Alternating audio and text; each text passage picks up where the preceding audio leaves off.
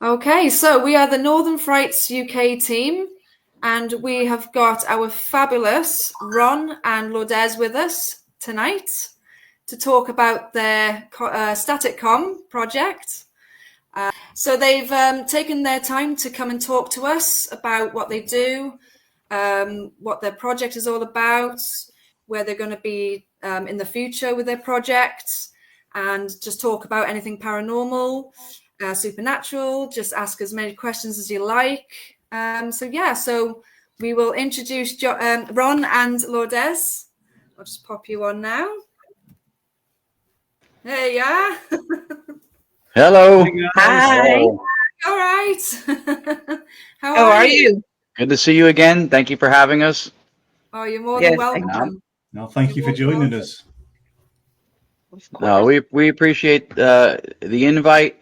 We had a blast hanging out with you guys when we were over there in the UK for Festival of the Unexplained. So you give us another reason or excuse to spend time with you. We're here. It's a lovely Sunday for us. Yeah. Thank you. I've heard that you're coming back to us, are you? That is the rumor that we have also heard. Yeah? I may have spilled the beans. Yeah, they will throughout the year pepper out, who's coming back, whatever.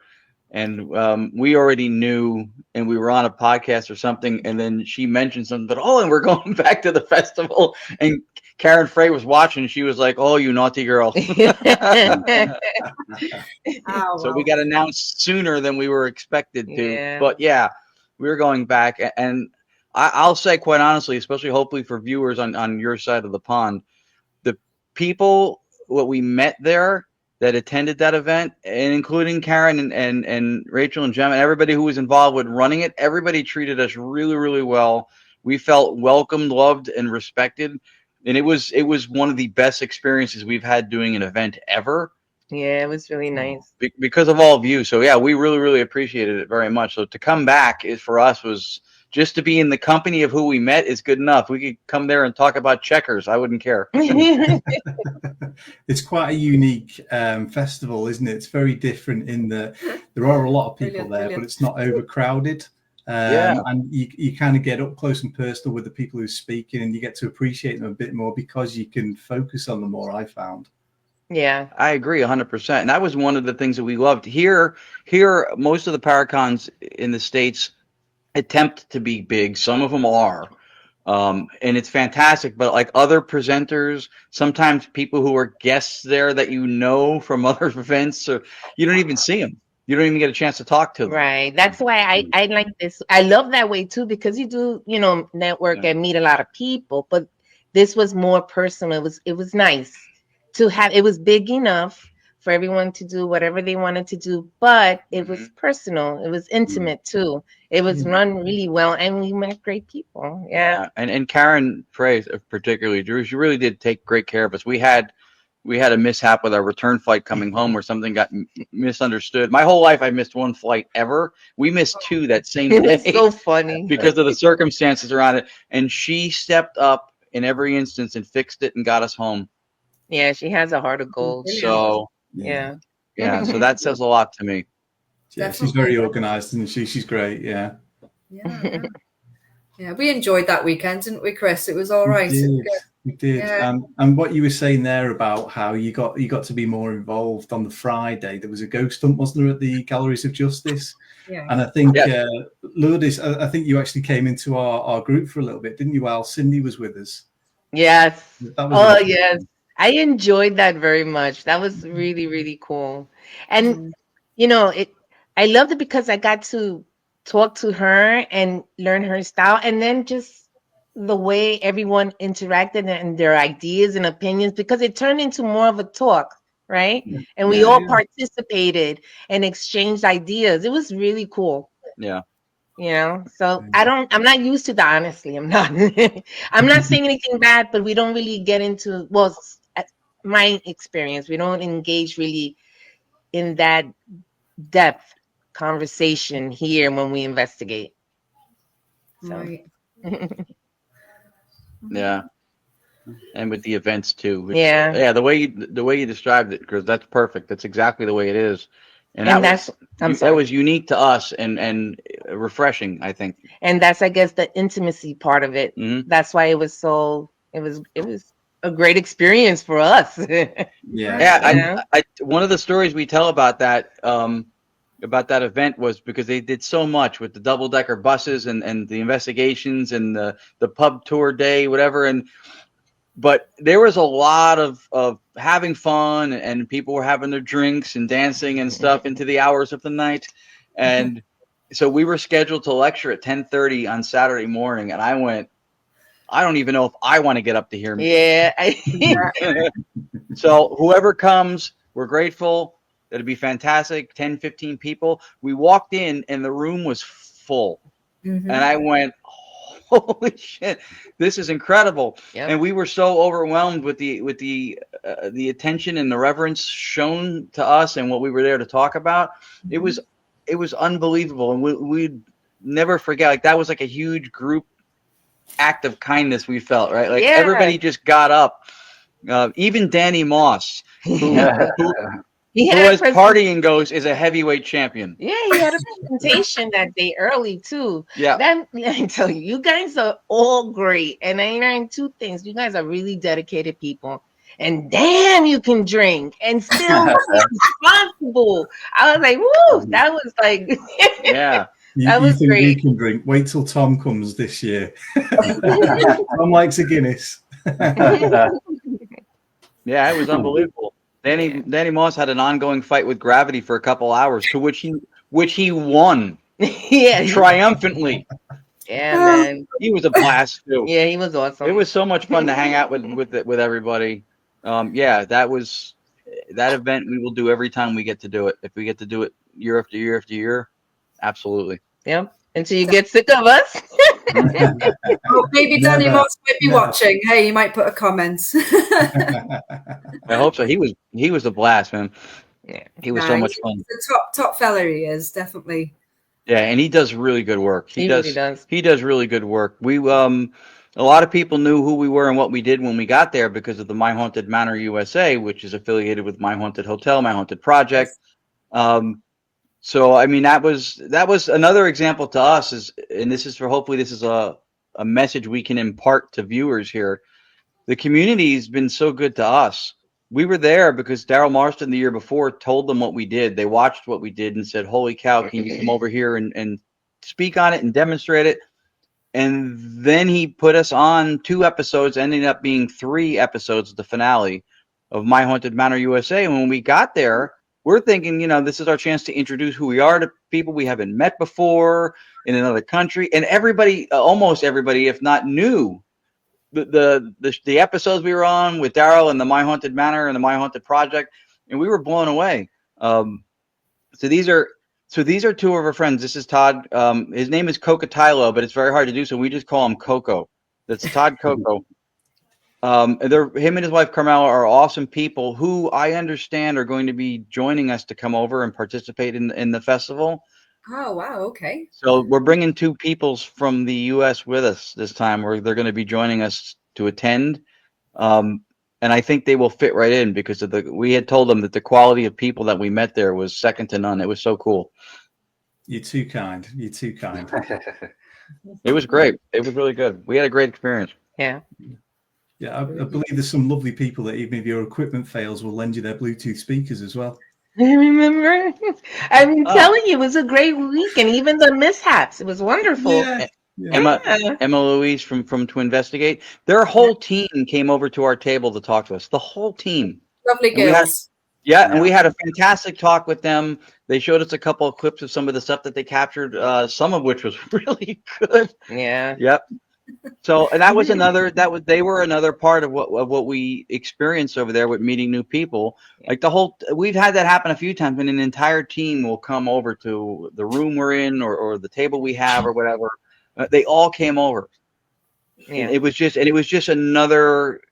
It was a lot of cherries on top. It was just yet another. Well, and how we band together when Nando and Sarah the here. speaker situation and how they helped us. It was great. Everybody. Yeah. There you go. There's another when person. Dr. Kate Sherrill was going to do a presentation, and she couldn't get it to work on the computer or the speaker or the projector, and I ended up having her put it on a thumb drive, and then she used my computer. was already connected to the projector to do her presentation. She's an absolute sweetheart. I adored her too. So I was happy I was able to do something Nice to help out. Yeah, Emma, no worry. You guys are, or we're all, like I said. We say, you are our people. Yeah. From the other pond, but you're people. You are people. Yeah. We're so far away.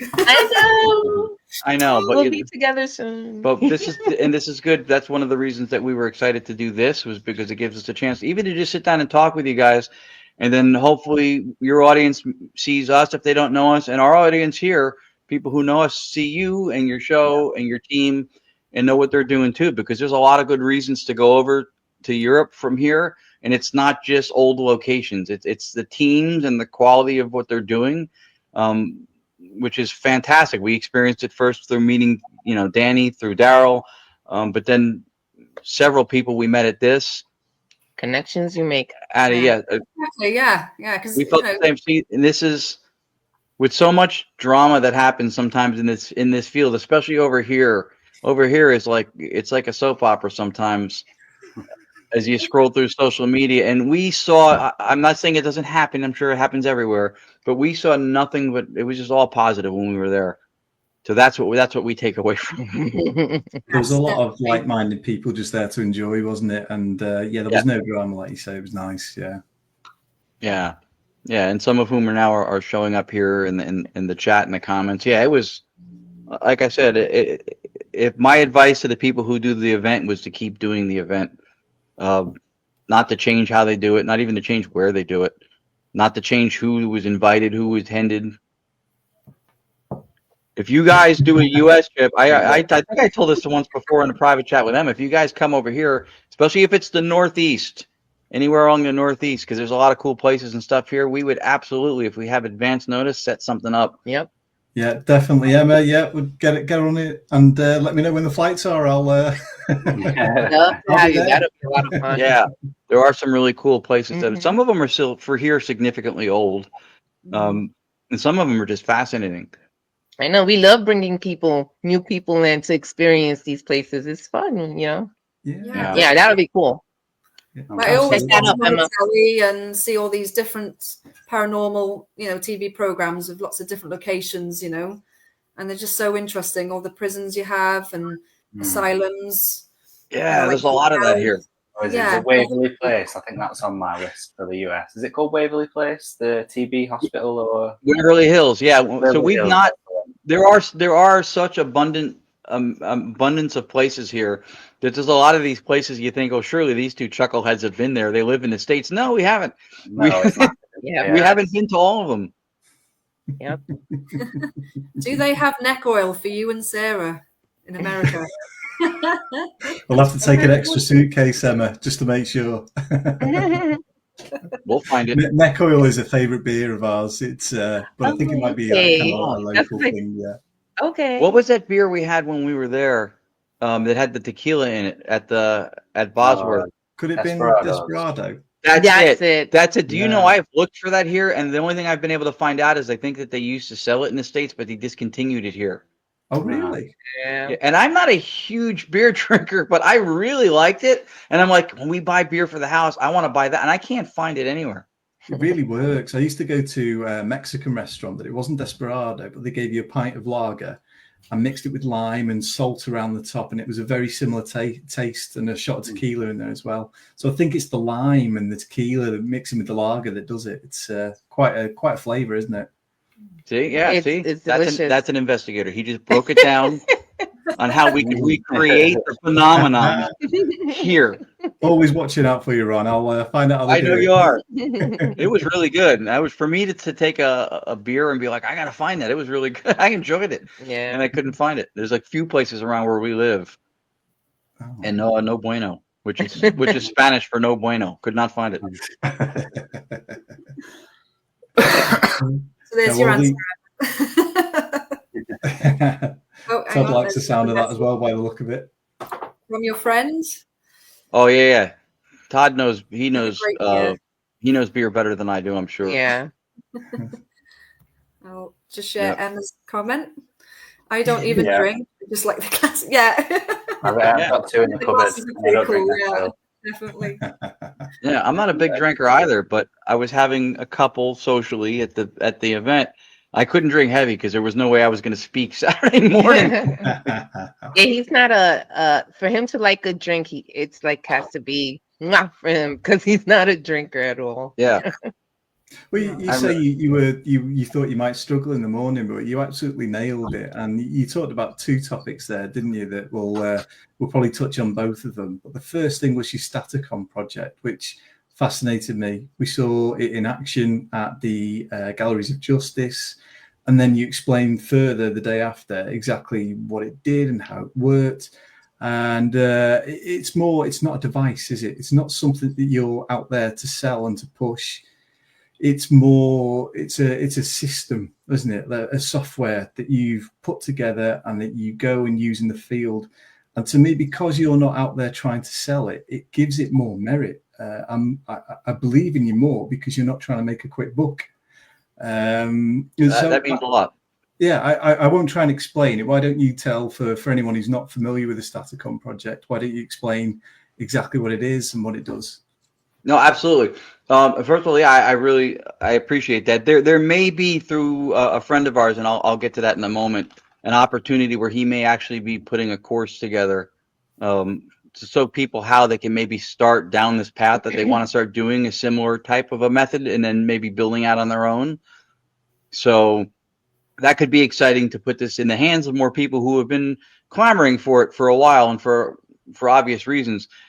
First thing I wanted to mention was that you had saved us with a speaker that night. So for people who don't know, we had our banner stand that pulls up with the whole name and everything on it. And we instead of we have this big speaker we use it for events here. We've put it in the car. It's got amplifiers. It's great. One big speaker on a stand. We couldn't bring it on a plane. The lithium battery's too large. So we had a sound bar from the TV that we had an extra one. We went, this is perfect. It fits in the same zip up stand with the banner. We're bringing it on the plane, carrying My bright idea. Which was great. So we get there and we flew overnight Tuesday and Wednesday. So Wednesday early morning when we get picked up from the airport, we get to the hotel. I plug everything in. We have our voltage adapters and everything's good. And we're just going to run the system just to hear it for a few minutes, And I look at the sound bar that was sitting in the windowsill and there was smoke billowing out of it. And I was like, that's not good. And it wasn't like burning, like an electrical smell or like dense smoke. It was like steam. And I thought maybe there's condensation inside it from the flight, whatever. Unplugged it, plugged it back in with a different voltage thing on the other side of the room, turned it on, and it worked. It worked all day Wednesday. Played with it again on Thursday. All day Thursday it worked. We go to the investigation Thursday night where they bust us out to go do it an hour away. Still working. It's still working. Now, the tour group that went through to investigate didn't come to the room I was in the big courthouse room for like 2 hours. So I was there up by myself running it. And the voices sounded good. I went, this is going to be fantastic. And then like a half hour before, I was like, you know what? I have a Panasonic DR60. Let me do some EVP. I'm up here by myself and it's quiet. So I shut the speaker off for a minute and I do that. And from that point forward, the speaker wouldn't come back on. Oh, no. And then within 20 minutes, the whole group comes in. They have a little snack break and they're like, boom, let's do this Statacom thing. I'm like, oh, no speaker. No speaker. And the room was... bright idea. The room was too big for a small speaker. So luckily, at least the one was able to get us through enough, and then Dave Schrader had everybody move in closer together so they could hear it, and it worked, and we got some good stuff. And again, thanks to the kindness and the team effort of everybody who was in that room, we had a few speakers to try, and we made it work. The next day, when we went on the pub day, and we went to the one restaurant, when we were walking around for a half hour before the bus took us back, we go past an electronics store, and I looked at her, I went. We bought a little traveling size one that had enough sound quality and loud enough to get us through the rest of the weekend. The presentation, it filled that room nicely, so we were okay. That was the first thing I wanted to mention because you were one of the people who stepped up to save us with a speaker when we needed it. And when you do audio and you don't have a speaker, it's not that good. So we needed a speaker. Do you even remember the question? Yes. Oh, yay. Okay. So to explain the method, Very good, yeah. Right. Because I forgot. So the first thing we want to do, and you guys are one of the first places we're doing is that for a couple of 2 years or so, we had a partner in Arizona we were doing Staticom and a Staticom project with. The name Staticom was given to him, and then he allowed or gave it to the team for all of us to use.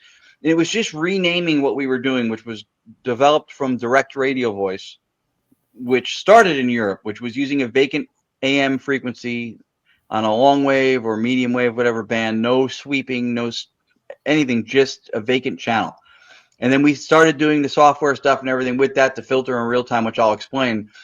We changed it to Staticom when us, with our previous partners, had taken the radio out as a source of the white noise, so we didn't think direct radio voice made sense anymore. So we adopted the Staticom name. So at this point now, we've had an amicable parting, and we're not working in partnership anymore. And so some of what he's going to be doing, he's continuing on with Staticom and different versions of it. So we don't want to confuse the field.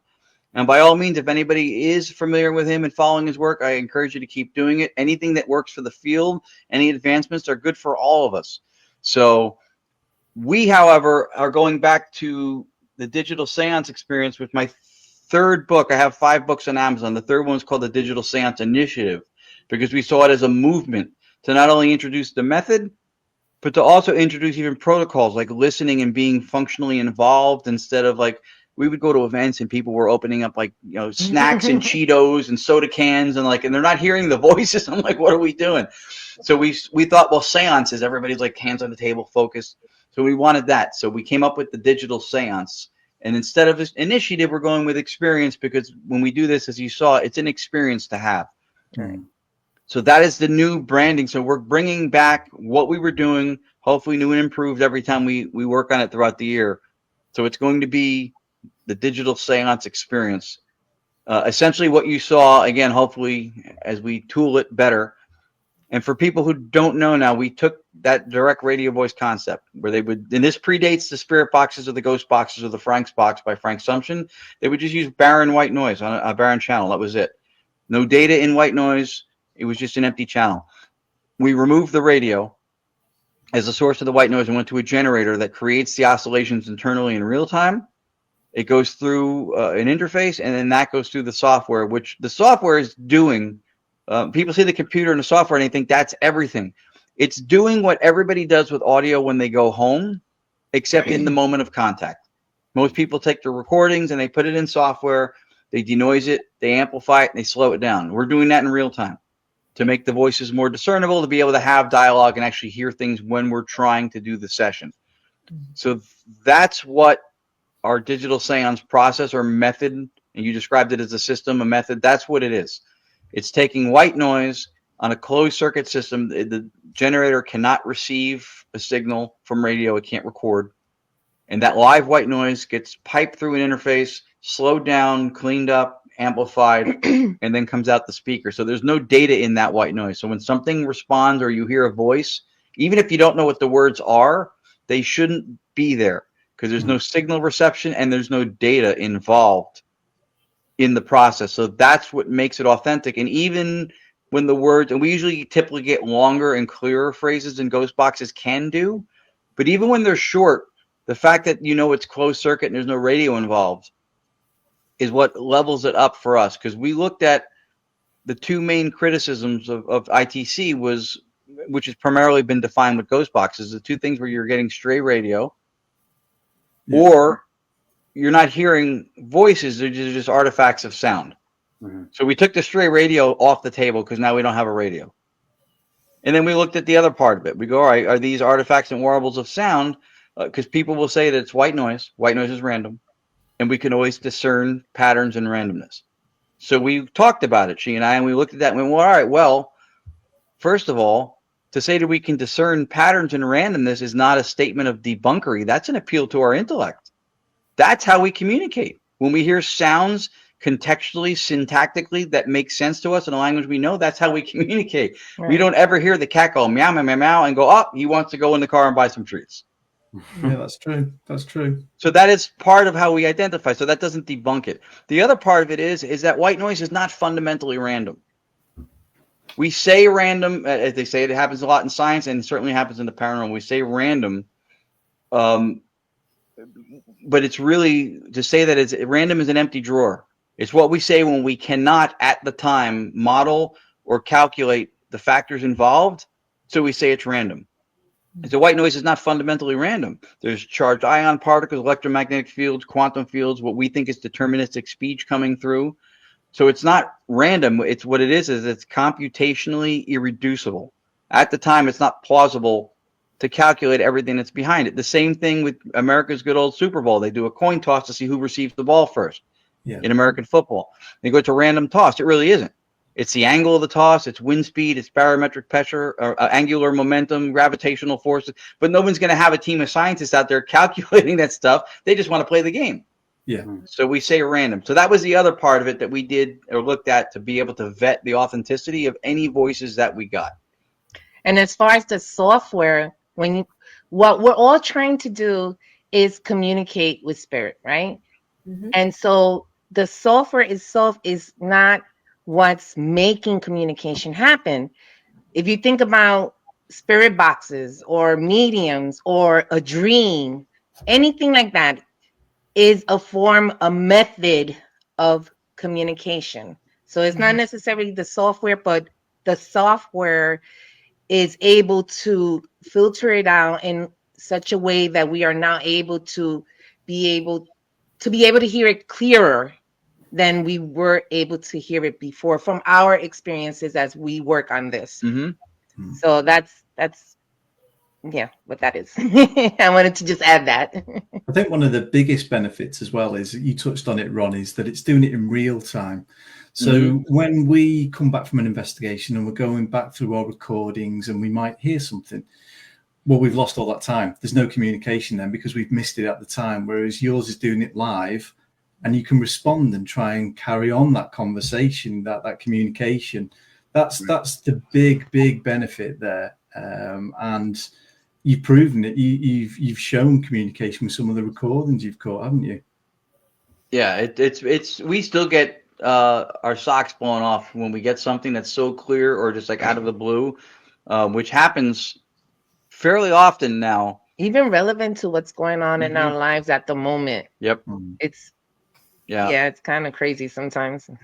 Yeah. And one of the people I referred to before but didn't name it is a gentleman in Florida in the US named Keith Clark. He initially introduced us to the software element of it to do real-time filtration when we were still using just the radio. To be clear, at that time, we have one recording that we had gotten in a place in New Jersey called Kingsland Manor, where it was this supremely clear female voice.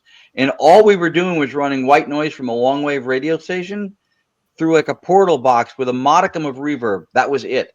There was no software, no computer. So the voices at that level are attainable. But we felt that the software component that Keith introduced us to offered was a consistent ability to do that. Right. Whereas if the resonance wasn't enough with the white noise and other instances, we felt like that might it might have us missing or not experiencing voices coming through that were, maybe there were responses and we weren't able to hear them because they didn't resonate loud enough to come through that kind of a system where if you strip away the noise floor by the end of it and leave only what emerges from amplitude, which is what the resonance does, then you have more consistent experience with hearing responses and vocals. So that was where this gentleman, Keith Clark, had really contributed an influence to what we did. For 2 years or so after he introduced us to that was when I went mad scientist with this stuff and tried everything that someone with a formal audio training probably wouldn't have tried. It would have been counterintuitive or counterproductive to them. But I wasn't trying to produce Beyonce's next hit. Not for lack of trying. She just won't return my calls. But the point is, we were doing something different than music production. So we took every opportunity to try everything, even if it didn't seem like it might be sensible, just to see what it yielded. Right. So we tried everything. Which is, I think, it was his disadvantage was his advantage, because I think sometimes people do that, especially when they specialize on something and they don't realize that they're doing it, that they're blocking themselves because they already know this. So I'm not going to. But if you think about it in the sense of you're trying to figure out the unknown, then maybe you should try it, and they don't realize that they do that. So. And since it's been up for a moment, I don't want to neglect Todd's question. Was do you use one generator or multiple? If multiple ones, have you found one? He's saying one BS, but I don't think he means bullshit. I don't know what he means by that. I think it should be one or multiple, maybe. Yeah, that's probably. Yes, first of all, Todd, we're no bullshit. Let me just get that out of the way now, Mr. Coco. Mr. Coco. Oh my gosh. So we started with one when we swapped out of the radio. We were using two for a while, and versus. There he goes. Oh wow, okay. We should have figured that out. That's true. Yeah, that makes sense. They live in New Jersey in the U.S. also. They're like maybe an hour south of us. We get together. They're newer investigators who have the wisdom experience of people who've been doing it longer, and really good people, which we emphasized in the beginning of the show is something that we value. Well, yeah, but they ask a lot of questions, which I love. So yeah, they are as much student as we all should be when we do this. To answer his question, that was the start. From the radio, we went to a generator, and then we went to 2 generators. We actually now started experimenting with a third, based on a scientific principle or idea, which is called IIT, Integrated Information Theory, which is an attempt to explain and kind of quantify elements or fundamental parts of what consciousness is from a scientific perspective, which is otherwise not something scientifically quantifiable, right? Consciousness. And so there's a certain part of it, not getting too deep into it, that has to do with density of information. So even though the white noise is devoid of data, if stuff is coming through, and if we think resonance is how it's coming through, which is what we think through stochastic resonance, we wanted to experiment with, if we took something and when we put the one channel through the software, what if we continued to increase the density of what it was we were filtering or working with? So based on IIT, Integrated Information Theory, we're trying to do something with regards to the density of the noise and seeing if that does not bolster. It so far seems to be doing something. And so we're going to play that out for a little while and see if this is going to be a version of this modality we're going to stay with. But it seems to be making a difference, which to us was kind of cool, because she kind of thought this based on, again, the concept of integrated information theory, which speaks to trying to scientifically explain consciousness. Because as you guys know from our talk, we spend a lot of time from a philosophical perspective under analytic idealism explaining the consciousness element and how we think that factors into what we're doing and it allows for what it is we're doing. Because I think the field has spent too many years saying this stuff is paranormal, this stuff is supernatural, it's beyond science, science can't talk to it, and I'm going to prove it to you with physics. Wait a minute, that's science. You can't throw science out of the room and then bring it in as your first key witness. But we do it all the time, and the field's been doing it for years, which is why we keep losing those debates about what's real. Is this stuff really happen? We all did, because we did it too. That's how we're raised to see things, right? That's how we learn. So us too, we did it too. So we've shifted a lot of focus. I don't think the voices, and as amazing as that could seem, I don't think that's enough to put a dent in a paradigm, in a worldview. Because Marcello Bacci in Italy, Ernst Sinkowski, who came up with the term ITC, and a lot of the European pioneers did amazing things to prove in radio-shielded labs with vacuum tubes out of the radios and got amazing voices in real time. And yet here we are in 2025 still arguing for the validity of these anomalous voices. So the voices alone are not enough. I think that we're trying to shove it into a paradigm that doesn't allow for it. Right? We have a metaphysics, the worldview of physicalism and materialism that doesn't allow for these things. So they're considered anomalous. Right? And then we were just watching something earlier that spoke to that fact, that when it doesn't fit into the paradigm like that, it just gets cast out as being impossible because it doesn't fit into the worldview. But there's too much evidence, too much information that's been gathered and documented to just dismiss it out of hand. There's too much consistency. There's too many people experiencing these things. Something is going on. Right. You can't just dismiss it with no. So we try to shine a light on that. That a lot of times in the paranormal field, people go, I'm more into the metaphysics stuff. And I think the metaphysics means supernatural woo, kind of like mystical. No, it literally means that which stands behind the physics. Yeah, Science. Sorry, I was going to say, I mean, there's plenty of theoretical physics that cannot be proven with the technology we've got today. So what you were talking about, the collective consciousness and ideas around that as well, who's to say that isn't true? And we just don't have the technology to prove or disprove that at the moment, Right. I mean, what you were talking about with collective consciousness blew me away. It's not something I've really looked into before. And I sat in there, like you say, we'd all been out the night before, but I sat there, I was just fascinated. And you put it in terms that I could understand. And I came out of it thinking, oh my God. That means a lot. I thought it would blow my mind, I wouldn't understand, but I came out of it deep in thought, thinking actually that that could make sense. No, I appreciate that. And at the moment right now we don't have a method or something to help model or measure what's going on as far as collective consciousness, but IIT, the integrated information theory, is a theory that they're working on. It's a graph in which they are trying to measure when raw experience, like thought, comes from, or where memory comes from, things like that. And it's called IIT, Integrated Information Theory. So if you're interested in maybe reading up on it, look it up.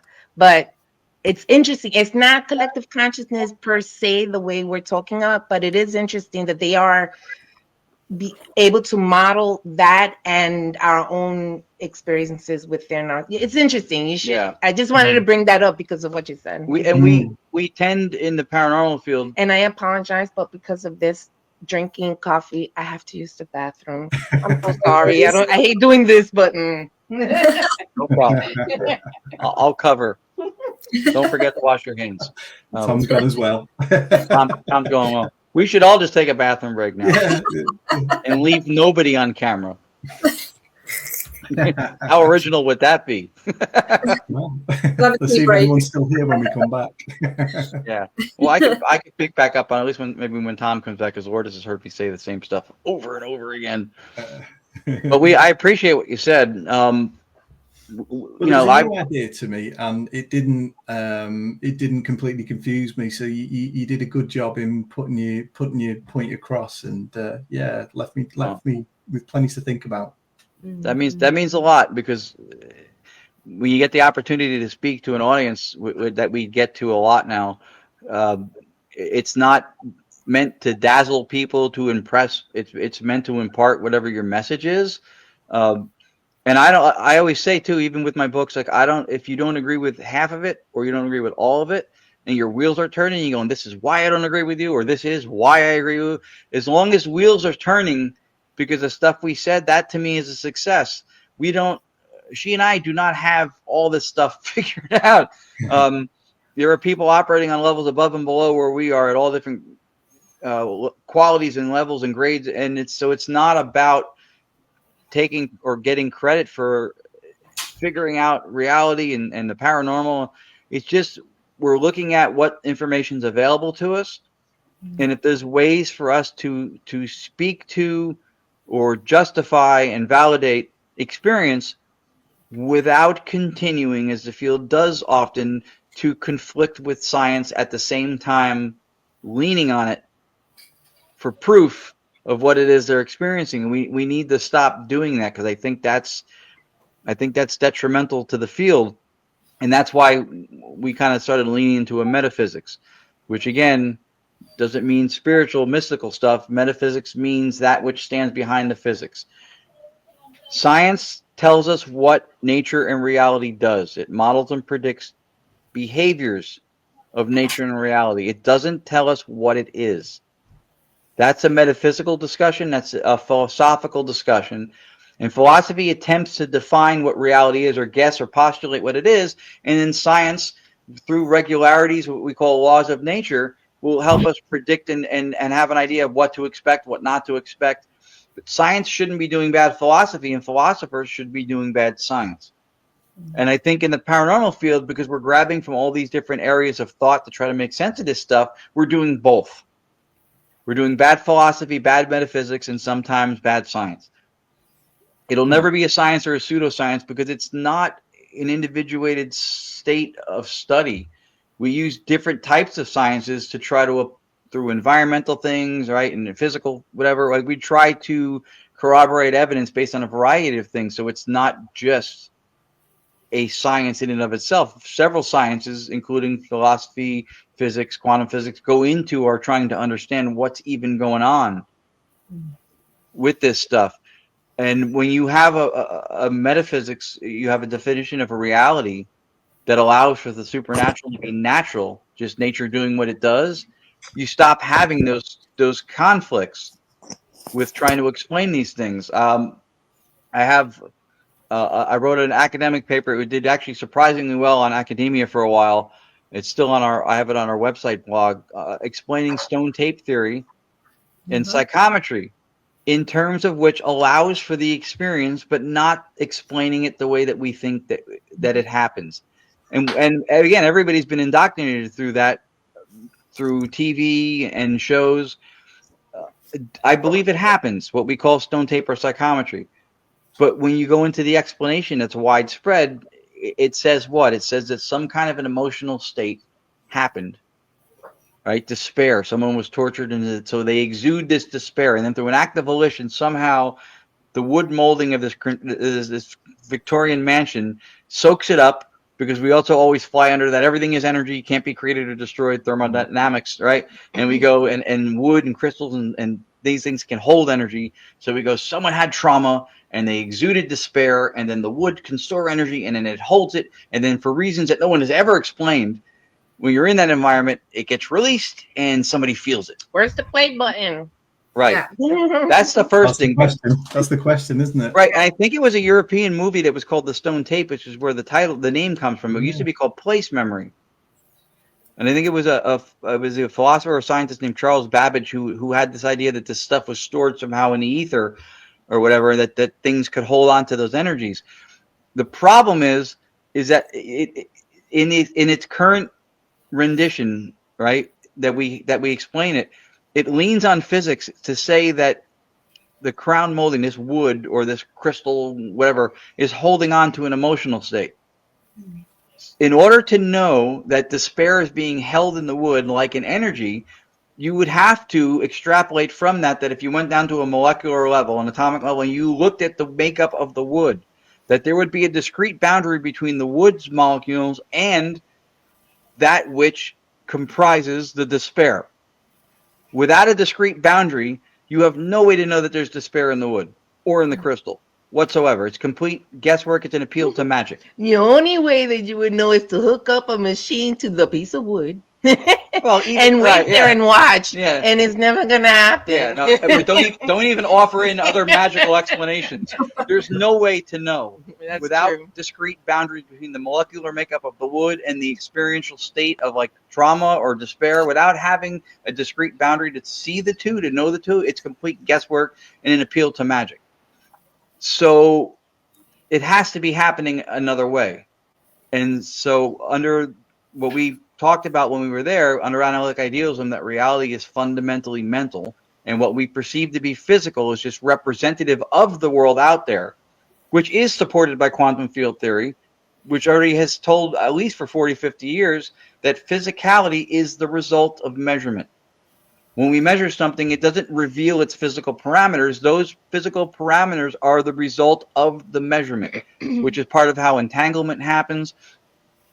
So under that idea, under the metaphysics of idealism that we were talking about, the house, the molding, the crystals, whatever, those are representative of what's out there, but they're not the thing in and of itself. It's a mental process represented to us as we're able to perceive it with our sensory input. Then what really is out there, if reality is mental, is a mental state that we're perceiving in the physical.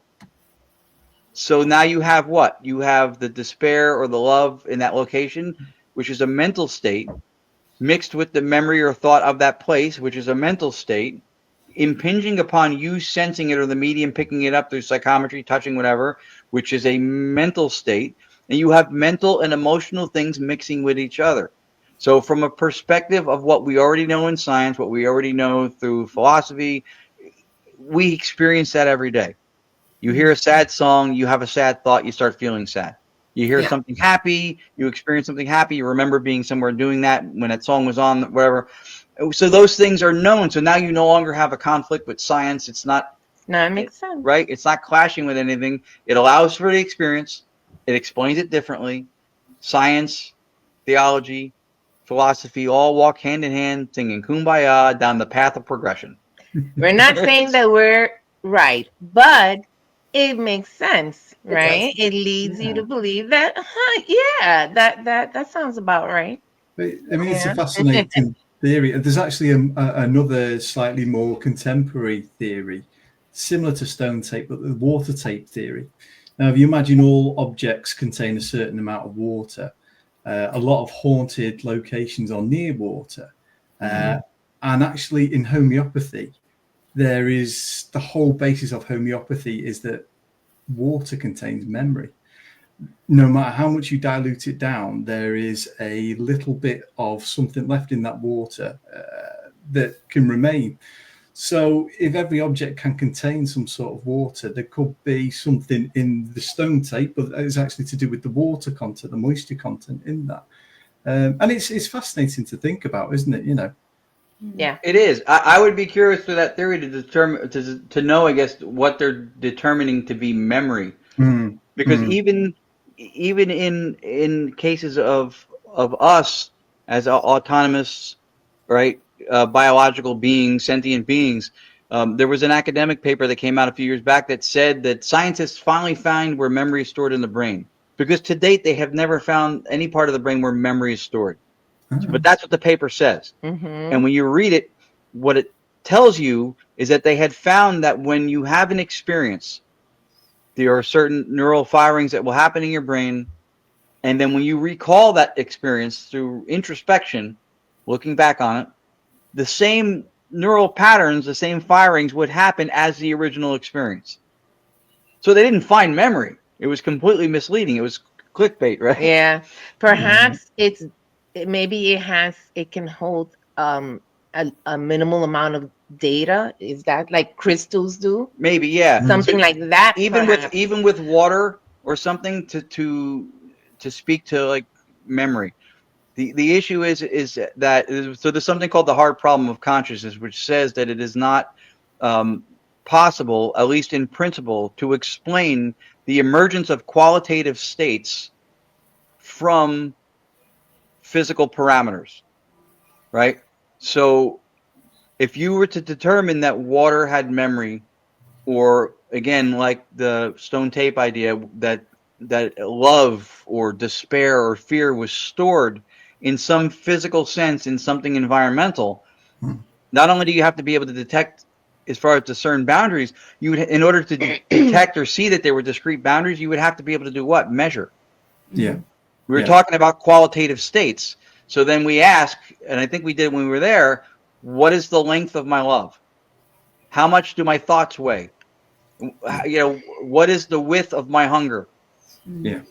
You can't quantify qualitative states. You can't measure qualitative states. And people go, well, you can, because if someone's hooked up to an EEG or an fMRI and then they get excited or angry, you can see the readings. And there it is. There's anger being measured. That's the extrinsic appearance of what the anger looks like from a second person perspective. That's not experiencing the anger itself. Yeah. That's not the thing measured. The same way combustion is not fire. Fire is not combustion. It's the appearance, extrinsic appearance from a second person perspective of the combustion is what fire is. Yeah. So I'm thinking, because you can build a humongous computer out of pipes and valves and water pressure. So I'm thinking, what you're talking about, perhaps from just knowing that it's most likely data they're talking about, not necessarily memories. That's what I'm thinking. Yeah, as in a qualitative state, right? Like that's true. Because that is this Dr. Bernardo Castro said that you could do everything a computer can do with pipes, water valves, and water to do the same functions. You could build the same functionality. It would be bigger than the planet, probably. Yeah. But in principle, you could do it. The reason why we use the silicas and the plastics and the things that go into the chips and stuff is because it's smaller and manageable. Yes, in theory. And there's an efficiency to it. Yeah. Time and experience, spirit. and get a response before we finish answering the question with analytic ideas and mental processes for a conscious. Right. That's the other thing too, that a lot of times when you do ghost boxes or any ITC or even EVP, a lot of times the second or sometimes even before you get to the end of the question, there's the answer, which takes the laws of sound and physics off the table, because now you're talking about something that's superluminal. It's happening faster than the speed of light, which we know sound isn't. So you get an instant response. Yes. How is a vocal mechanical sound wave propagating from your vocal cords to somewhere beyond the physical room you're in, because nobody in the room is the one responding, and then traveling back to you after it was processed and comprehended on the other side, in the second you're done with the question? So it makes more sense if you say that this is collective consciousness within which we exist. Consciousness is not created by your brain. Your brain instead is within consciousness, as we all are, as a substrate for reality, and then the answer is there. Right. We're within and emerged. Within and emerged in collective consciousness. So there is nowhere to travel if you think about it. Right? Yeah. It's you ask a question and you'll get the response, and you can use any method, but it's because that's another thing. It's that the communication is not happening to us nor by us, it's happening through us. And sometimes we get them through, like I said, dreams, whether it be white noise spirit communication, whether it be a medium, any type. It's always going to be through us, because we are one and the same of the foundation, you know? Yeah. We're part of nature. Yeah, we're part. That's what I meant to say. We're part of nature, and people seem to think that we're outside of it. We're not outside of nature. We are the nature's medium, in a sense, if you want to think about it like that, and it works through us. And we see this in a lot of different ways too. We've been saying that's the worst thing to happen to spirituality is the word spirituality, because it makes people think it's something that exists outside of reality. It's a separate fundamental category of existence, and it's not. It is all part of the same thing. But that's the platform for idealism or analytic idealism, is that reality is fundamentally mental, and the one thing you cannot reduce to explain in terms of anything else is consciousness.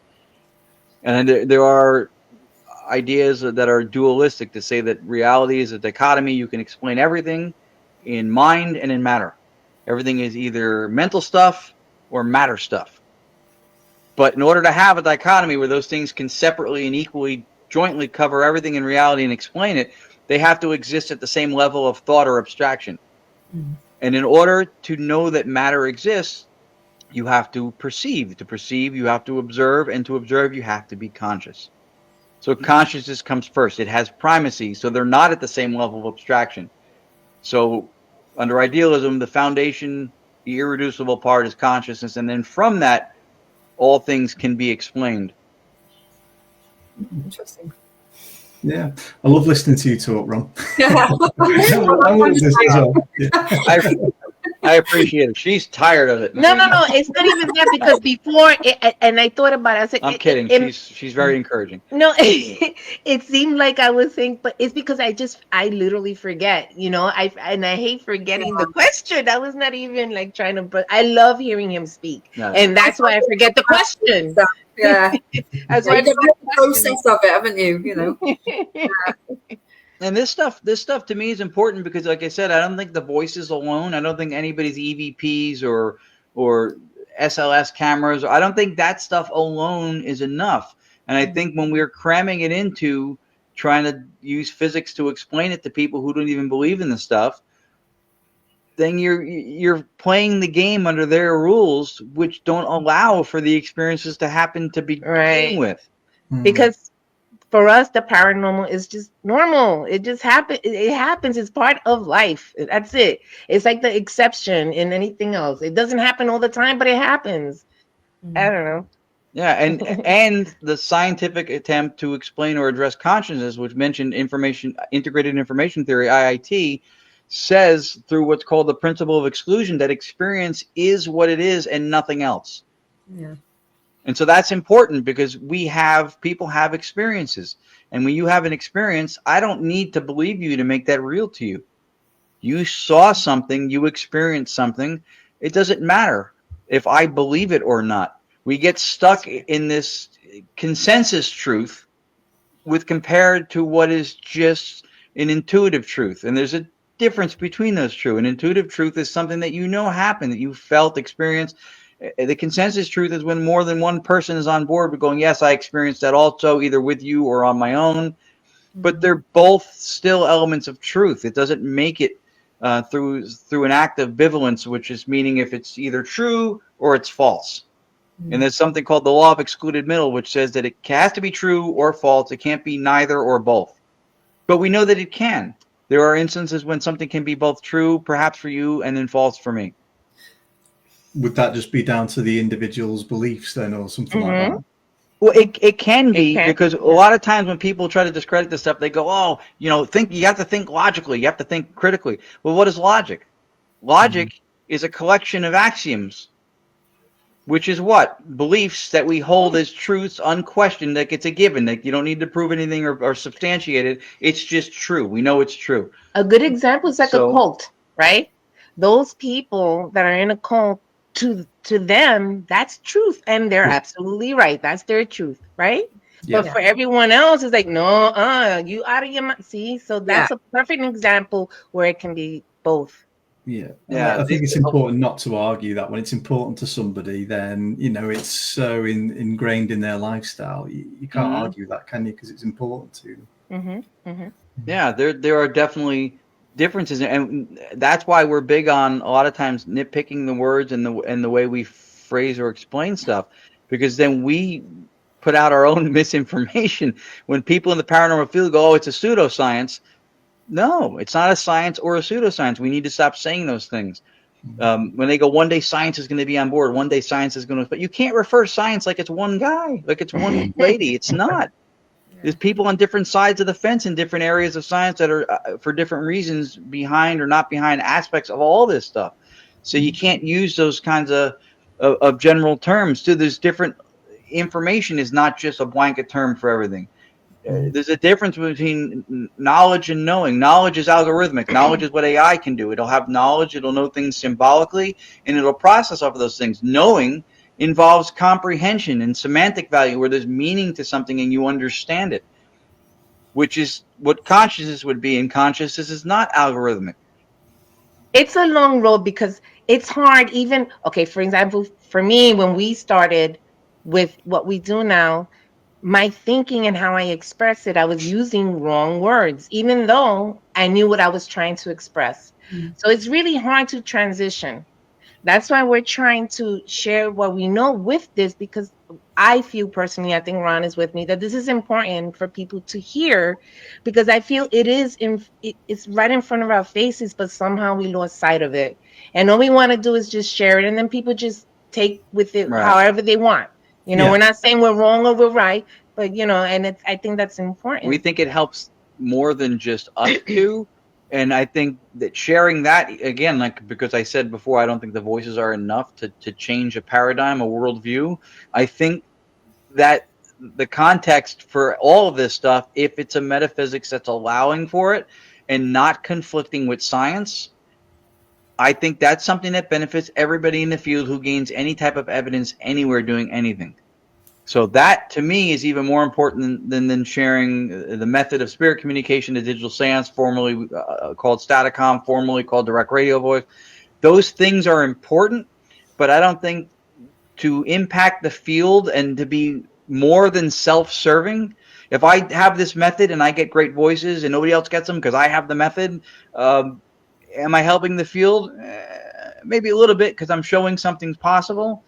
I'm helping me more. I think the approach to the metaphysics and the philosophy of consciousness and the stuff that we're basing our position in, I think that's so much more valuable to everybody. Because everybody who captures anything in the paranormal now has a foundation upon which that they can explain it, and it makes sense of the experience, allowing for the experience, and it doesn't conflict.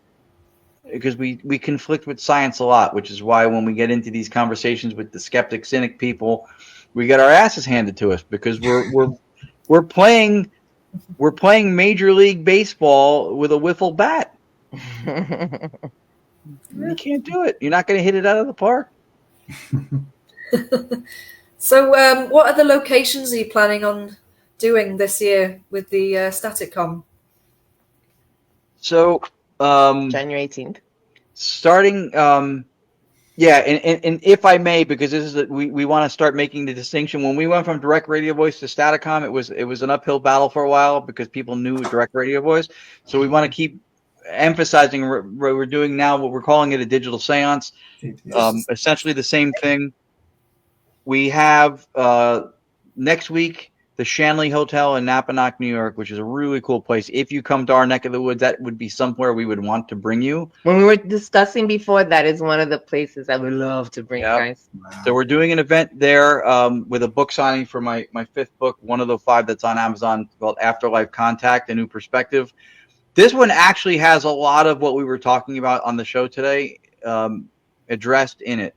It has the academic paper I wrote published in it about stone tape and psychometry. It has another one I wrote about the uses of apps in the field. I had written a paper about that.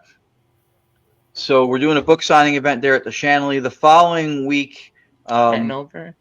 Yeah, she's not going to be with me because she has a granddaughter in Florida who's turning 1, who's adorable, who she's going to see. Yeah. And they moved the Hanover Tavern Paracon in Virginia in the U.S. They moved it back a week compared to normal. So because of that timing and then her granddaughter's birthday thing, so I'm going to be going down to do it. Our friend Anthony Simonelli from Seekers Club of the Paranormal in Queens, New York, is going to be joining me instead. From there, I think we're doing a few different. We do a lot of library events, lectures, and presentations with our friend Richard Michella, who's a spirit artist, who would be really. I would love to see him over at the festival. To be honest, I think people would love what he does. And then we're doing some stuff with Jotnik's Paranormal out of Pennsylvania. I think in March we're doing 2 episodes of My Haunted Manor USA, March 22nd and April 5th. And then throughout the year, we have Pennhurst Paracon, New Jersey Paraunity Paracon, Gettysburg Battlefield Bash, the Maine Paracon, Horror and Paranormal Con up in Augusta, Maine. If we forget anyone, is because they're new when we're trying to. But yeah, I think you covered them all. Yeah, and then I'm supposed to speak with our former partner on idealism, and then I guess Staticom, or the Spirit Method, now that we're calling Digital Séance, at a Halifax Paranormal Symposium up in Canada, which is also the same month as the Festival of the Unexplained, which is September next year. Wow. So that whole laundry list of places, and I'm sure we're forgetting stuff.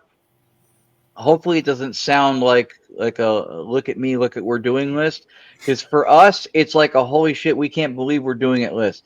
Like we're always trying to come from a position of gratitude. A lot of, I think, what causes toxicity in the field is entitlement. You're not giving me what I deserve. I'm not on the poster I should be on. You're giving that person a spot to talk, not me. It doesn't mean you don't deserve it if you don't get it. It just means you didn't get it. Every podcast, just like this, every event we get to do, everything we're asked to participate in, we are grateful for. Nobody owes us anything. Right. So every single thing we're grateful for. So that list is an abundance of gratitude list for us.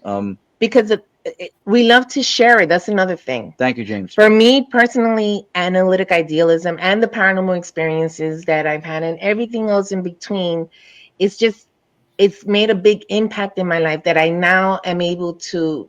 It has made me think better. Let's put it this way. And it helped me in that way. I want to be able to share it with everyone else and see if it can do the same for them, or send them into a different path, perhaps, whatever, but something positive. And we enjoy doing that. And when we get the opportunity to do that, we're grateful, because I think that's what it's all about, really. Yeah. Yeah. And we appreciate both James and Rachel Sherlock's comments. The problem with the scientific funding for stuff is it's hard for people to get scientific funding for a lot of things, to be honest. I know there was an endeavor going on in the States that it had a psychic committee, it had a academic committee, it had all these different boards, like 3 different boards of like 13 people, called the Soul Phone Project. And I just saw a notification that they're wrapping it up, they're folding it up for I forget, there was a couple different reasons they didn't get into it. So that is unfortunately the case, but there are areas of study, and that's what we try to look at to explain this stuff. And so to James's comment, when you categorize it as the paranormal, and when the measuring stick you're putting it up against which is the physicalist metaphysics that we've all been indoctrinated into, that there's a physical world out there that exists outside of consciousness. When you plug it into that, then it's hard to reconcile these experiences that people call paranormal, or whether the paranormal is real. But if all that is nature doing what it does, and reality is fundamentally mental, which, like it or not, is more skeptically parsimonious in explaining what we do know to be true and what people do experience than it is to go the other route, including consciousness. It allows for an explanation of at least trying to posit consciousness and its function, compared to saying that it's epiphenomenal, that it's something that the brain creates. There's experiments they've done with psychedelics where brain activity is reduced almost to where death would be, yet people are having the most vivid and visceral experiences. So you can't have the thing creating it at a level of activity here, excitation here, but the level of experience from the thing creating it is here. If that happens one time, right? What is it called? The idea of the black swan. You can't say all swans are white. Once you see one black swan, you can no longer say all swans are white. So that's what it is. One instance that shows brain activity being at a level that doesn't match experience, you can no longer say that the brain creates consciousness. And then the other part is you have the hard problem of consciousness that says there's no explanation, at least in principle, for the emergence of qualitative states from physical parameters. If physical matter, which if you think the world is physical outside of consciousness, and the brain, which is physical matter, is what's creating consciousness, then you're saying physical matter can create consciousness. So if you say that, and it happens here, you would have to extrapolate by extension that physical matter out there also creates consciousness. So that the table and the chair and the floor and your sneakers, everything has consciousness now. That's when it falls apart. Which is called panpsychism, to say that everything is conscious. So I think that this metaphysics at least allows for what we experience to be natural. Some of it will be very individuated, very subjective. Most of what we experience is subjective. There really isn't an objective truth. Even in science, when something's repeatable and they call it a law, it's a regularity in nature. It's something that's observed and perceived to be a regularity of nature. Yeah, and the experiences we look for in our field rarely happen. So to get it to happen twice when you're measuring it at that time it's not going to happen. It's just not going to happen. Yeah. And even things that they know happen in science are not always measurable. If you're familiar with the God particle, the Higgs boson, right? So they never actually measured the Higgs boson. What it is believed from people who worked on it, including Dr. Kastrup, is that it is a behavior. It's a doing of the Higgs field. But when they tried to measure it, it disintegrates before any surface of a measuring apparatus gets close enough to measure it. And what it decayed into were 2 muons. But it's not made up of muons. Its constituent parts are not muons, but that's what it decayed into. So it was one thing that they identified, and then upon trying to measure it, decayed into 2 things that it wasn't. So even the idea of being able through instrumentation to measure still also will have its limitations. So it suggested it was there, but they couldn't actually measure the actual particle itself. Bingo. Right. And then according to quantum field theory and quantum physics, and it kind of goes, actual particles don't have standalone existence. They're behaviors of the field. Doesn't it go well with dissociation too, if you think about it? It goes well with dissociation also. But that's the other part of it too, is particles they know from quantum field theory don't have they're doings of the field. Just because you can measure them when we observe them doesn't mean they have standalone existence as their own thing. You can look at a lake, and a lake can have ripples on it, and the ripples can have height, width, speed, breadth, angular momentum.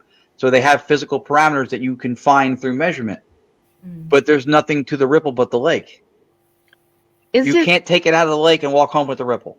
Yeah, you can't see what started the ripple. Yeah. So it's still a behavior of the field, and that's the same thing that they're theorizing through quantum physics with particles and such. They're behaviors, they're doings of the field. Yeah.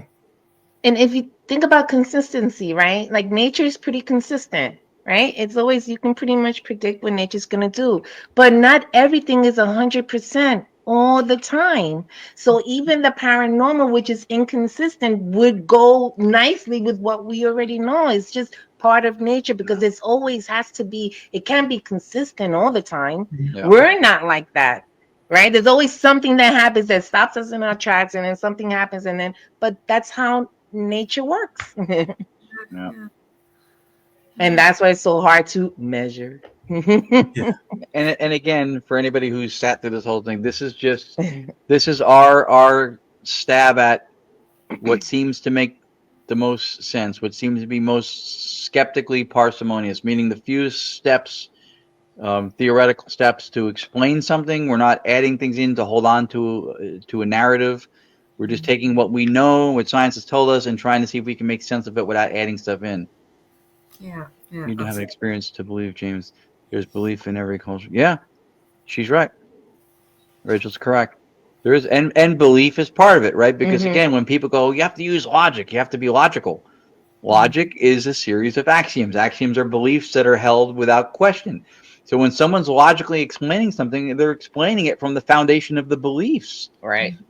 Which really, if you think about it, is counterintuitive. Your beliefs and logic should be derived from your experience, not your experience filtered out by what your beliefs are.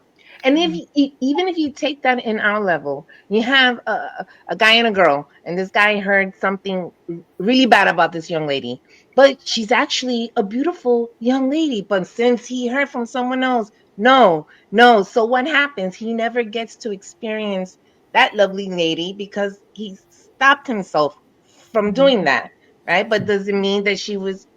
I forgot where I was going with this, but it did kind of dovetail I with see each what other. you're saying, because society frowns upon these sorts of things. It influences you, so you're not open to them. So There you go, need yeah. to be open to it, don't you? Right, right. Lose my own track, but yeah. You know, it happens. We're old. A lot of times we start. Chris gets it. But you get what I'm saying, though, right? Gets what you're saying. Yeah. So it's not going to happen if you don't allow it to happen because you have, you know, block your yourself out. biases.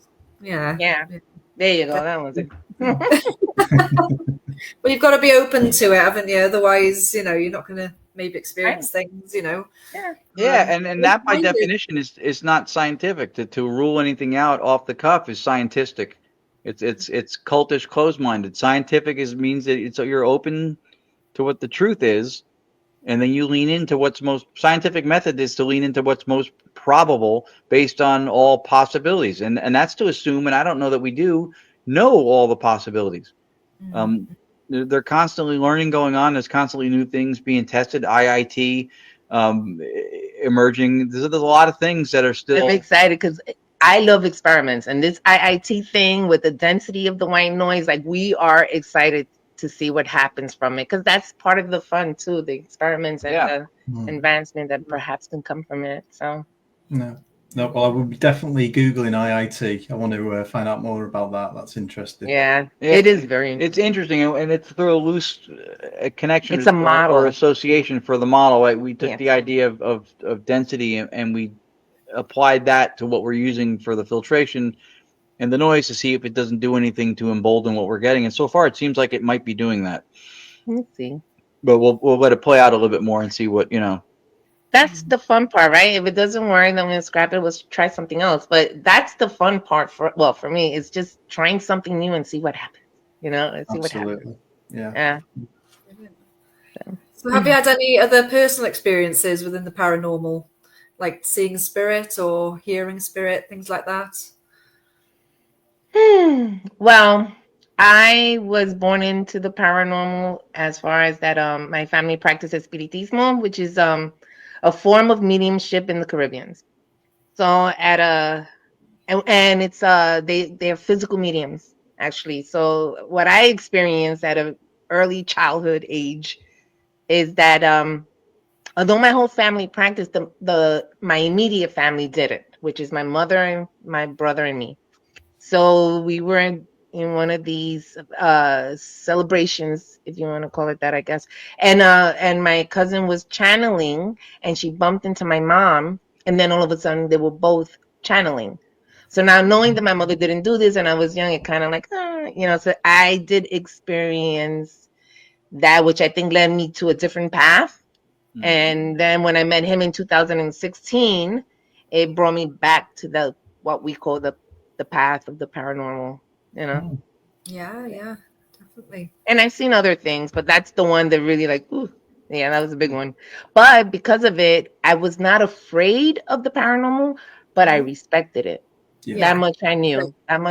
Yeah. Yeah, definitely. It's a very healthy attitude. Yeah. I've never had any sightings like that. I've never seen the full body apparition, or I captured one photo of a shadow figure at the Queen Mary in Long Beach, California, which was very sobering, knowing that there was nobody there when I took the photo. I've occasionally seen, even in our home, since my son's cat passed away the end of you forgot the about end of last year. Bread. You did have something.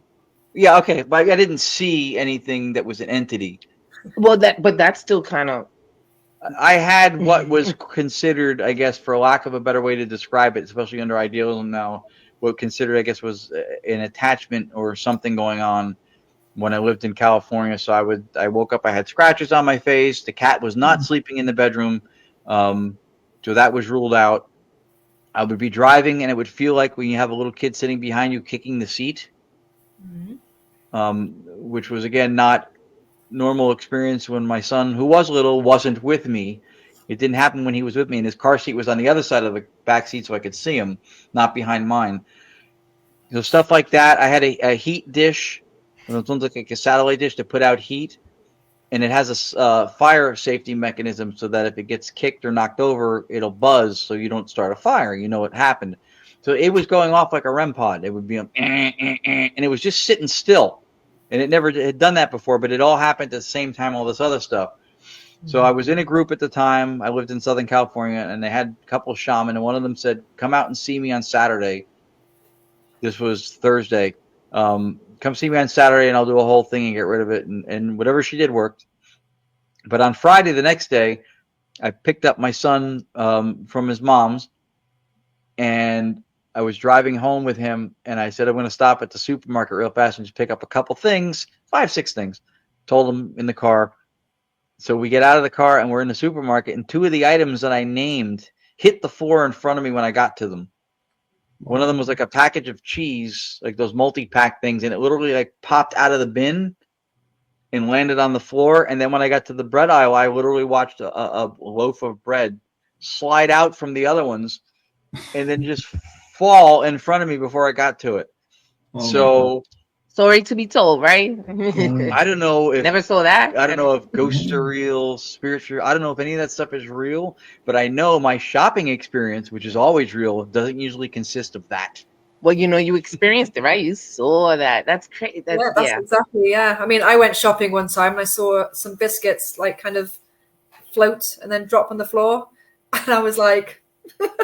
That's pretty cool. I never experienced those kind of things. Yeah, it didn't kind of fall or roll. It was kind of like that, So I was like, right, I'm going to carry on this way. Yeah, and 2 of the things, those 2 things were 2 of the things that I named in the car.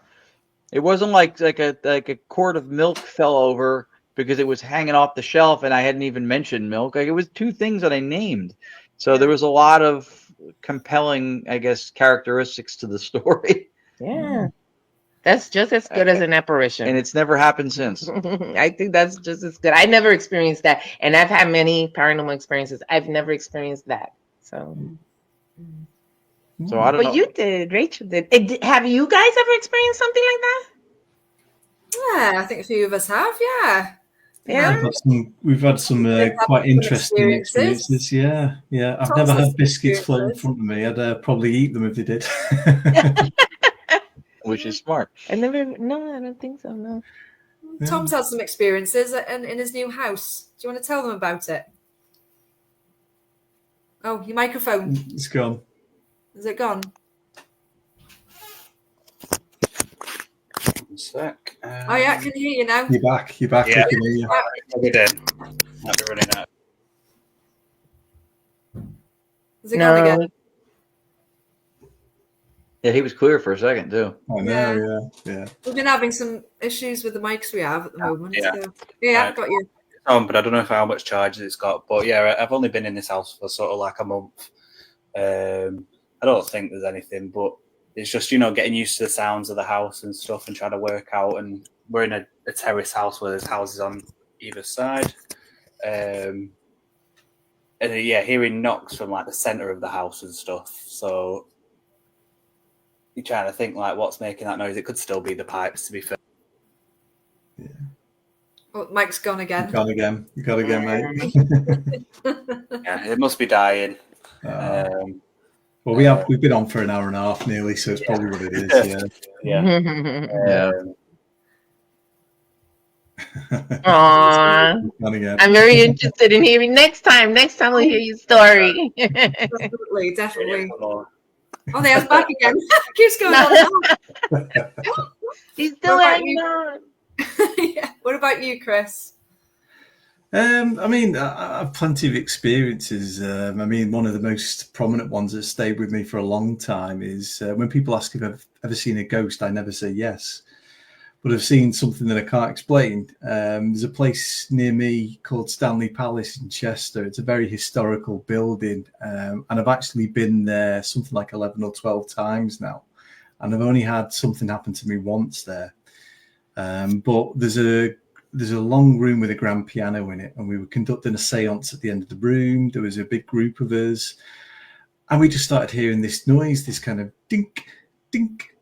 We're looking around, and I'm looking at the windows because they're all kind of style windows. Could they maybe be making strange noises? I can't recreate that noise. And I kept hearing it now and again, dink, dink.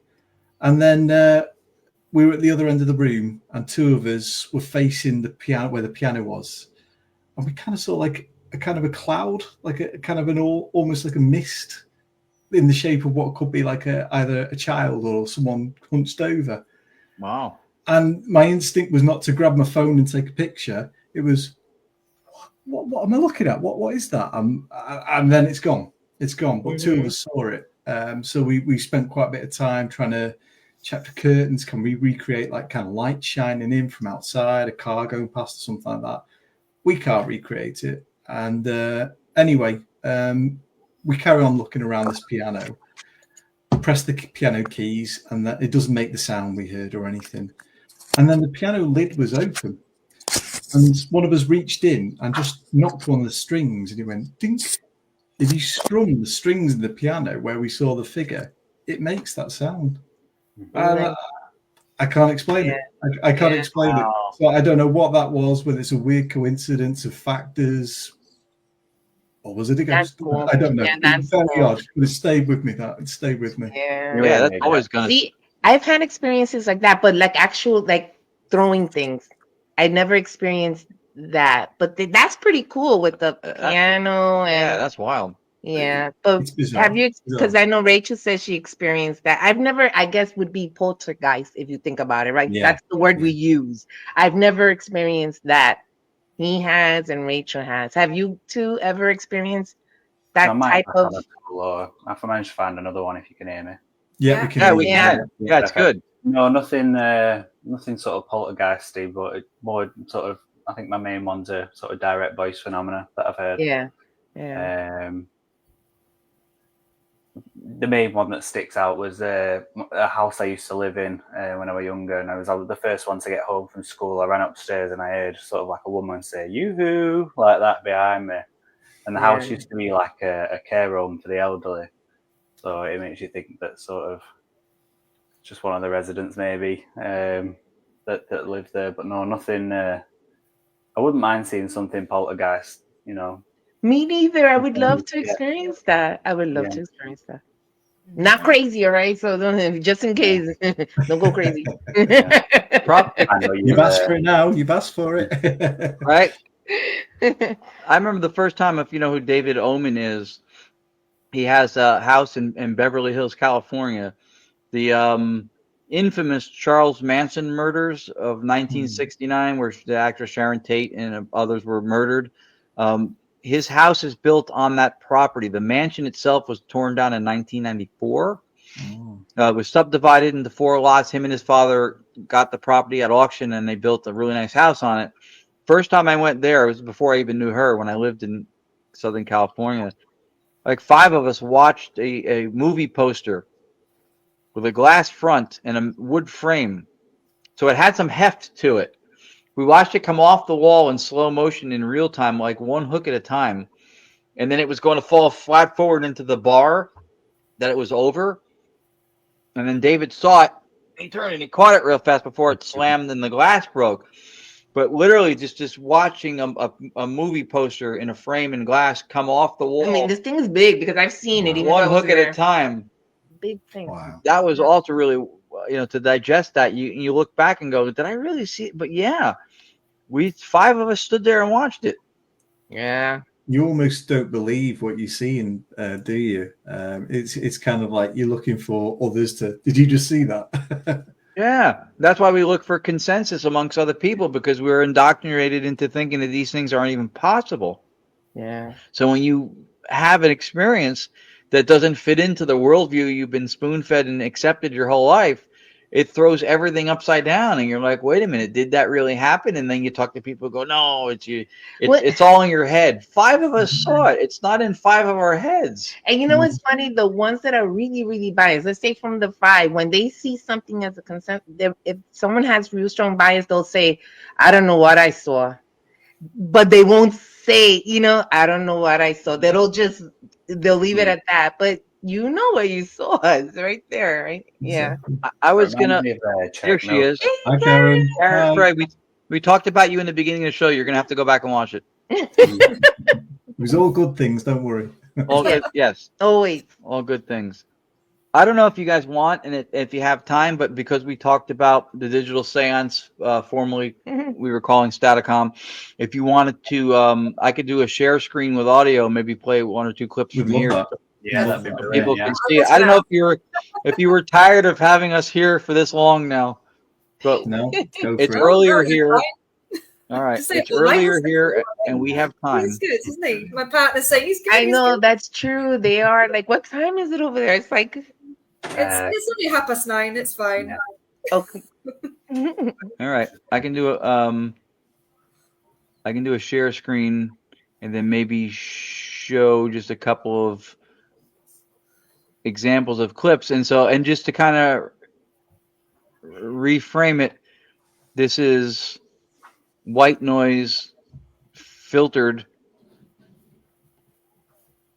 and slowed down in real time. Yes. There's no radio involved whatsoever, no receiving of any signal. Let's do, I wanted the ones that said tighter, because those are the ones that were probably, no. I have no idea what he's looking for. Which one? Some of the ones that we did for the presentation, so we took all the little opening music and stuff out of it just to make it more. Here they are. Yay. All right. I'll give you a couple of examples. Here it is. So this one, I'll get it queued up and then I'll share. Oh, it's weird. It's coming out of that speaker. As long as I get it, doesn't matter. Yep. All right. So you guys can hear us okay still? Yeah. Still hear you, yeah. Okay. All right. So I'll do present. And hopefully, because I don't want it to come through this speaker, I want it to come through there. So this, and then what you'll see is like another camera being added to the broadcast. So I'll have to do entire screen.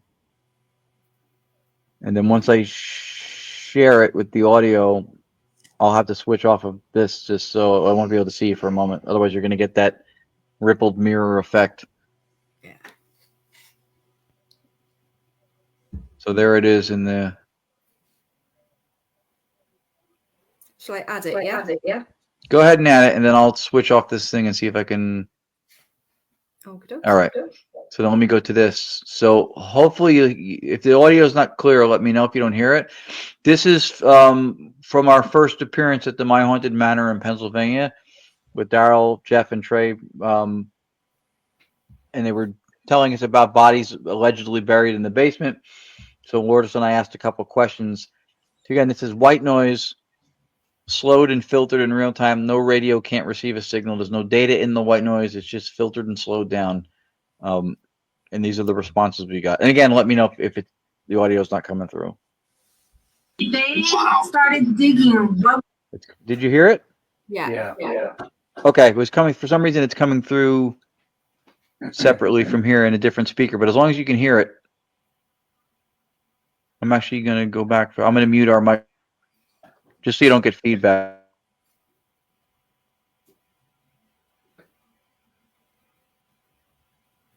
They started digging. What would they find?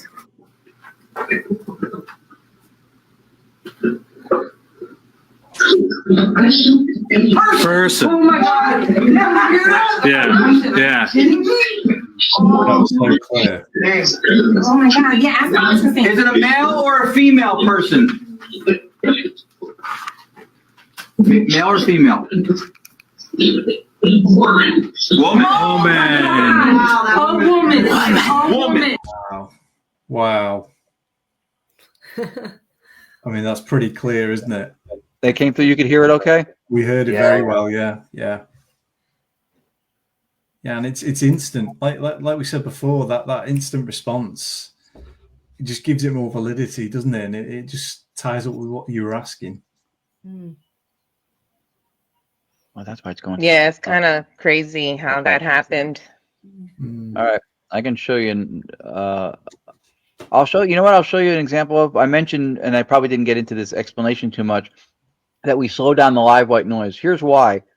A lot of the pioneers of EVP and ITC research mentioned that the vocals come in faster than we can detect them, and certainly faster than the human vocal tract is capable of speaking. So this one here is from a couple years ago. I think the source of the white noise was still the radio at the time. This is slowed down 50%. And that's how I found the voices. You can hear the gender. You can hear how emphatic and enunciated the words are. But in real time, it must have come in so fast that there was no way I would have ever been able to pick this up. No human being can talk this fast. I don't care if it's an auctioneer on cocaine. They can't do it. And I've interviewed a few. No, not really. Just fun to say that part at the end. So this one I'll show next. I will open it up and then share the screen. But on this recording, you're going to hear that I sound drunk. I assure you that was not for hours later. However, at 50% slowed down, that's what it sounds like. But you can hear, again, you can hear from this how clear the voice, and like I said, even I believe you can tell that it's a female. So just for context, my mother passed in 2019, beginning of the year. So this is after that happened, and her mother's name is Lucy, which is the other name that comes through this. So I'll mute us and then.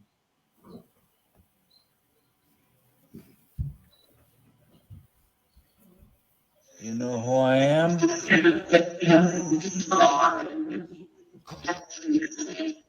It's turned on.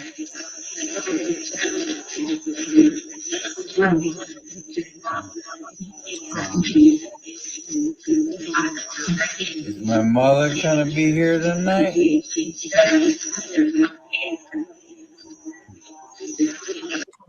know who I am? Mute. So that was the reason why we started slowing it down, because I didn't hear any of that until I got home. Yeah. I remember you playing that at the festival, and I think everyone was just like nearly crying in tears with you. Yeah, it was very emotional. I love when she says, "Ronnie." Oh, it's my favorite part. It is. It is emotional. Definitely. So this one I could point. This one speaks to what we were saying before, where we think we're communicating with consciousness. This one's an example of a voice telling us as much. The voice identifies as consciousness.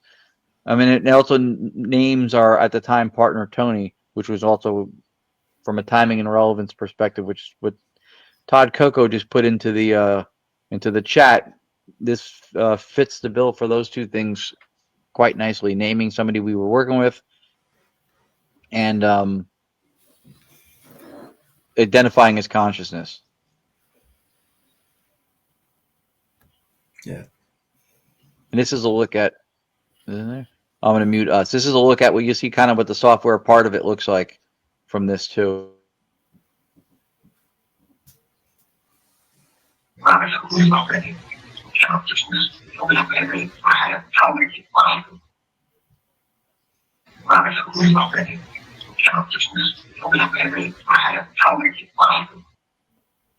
Tony's friend. So clear, isn't it? Tony's friend, yeah. So that's another example. No radio, just white noise. We can show you one more if you want. You know, Rachel, the damnation one. You remember that one from that one's a really good one. If you want us to play it, Absolutely, you guys. Yeah, definitely. We don't want to keep you. It's all right. Don't worry. Okay. I think what would be interesting if you used it over here, and like obviously with the wide range of sort of British accents that we have, is to use it in sort of similar, different locations and stuff, and see if you get sort of responses, obviously in the native accent. I guess it just sort of validate it, I guess, wouldn't it? Validate the use and the software itself. Absolutely, yeah. Because any details that would emerge like that would be there's no data in white noise whatsoever, vocal or otherwise. So the fact that you can even hear a voice, and if you add details like you're saying, that would be all to me very meaningful. Yeah, to hear and be able to identify that stuff as well. Yeah. So this one is at that Shanley Hotel we were talking about, where we're going next week. The radio, I think, was still our source for the white noise at the time, but the methodology is otherwise functioning the same. This is something, dare I say, I've not only have I never seen a ghost box do, I don't think a ghost box can. Because if they're resonating with white noise, we think that every time a box sweeps, when it hits a station, it's no longer availing them to the white noise, even if it's for milliseconds and it's sweeping so fast. I think that the method itself causes a brevity or shortness to the messages through the sweep. But open white noise allows for the resonance to happen without interruption. So I think that's why there's a longer message possibility. And this is about a minute long, a little over a minute. It's the same voice, pretty much on a rant. And we think that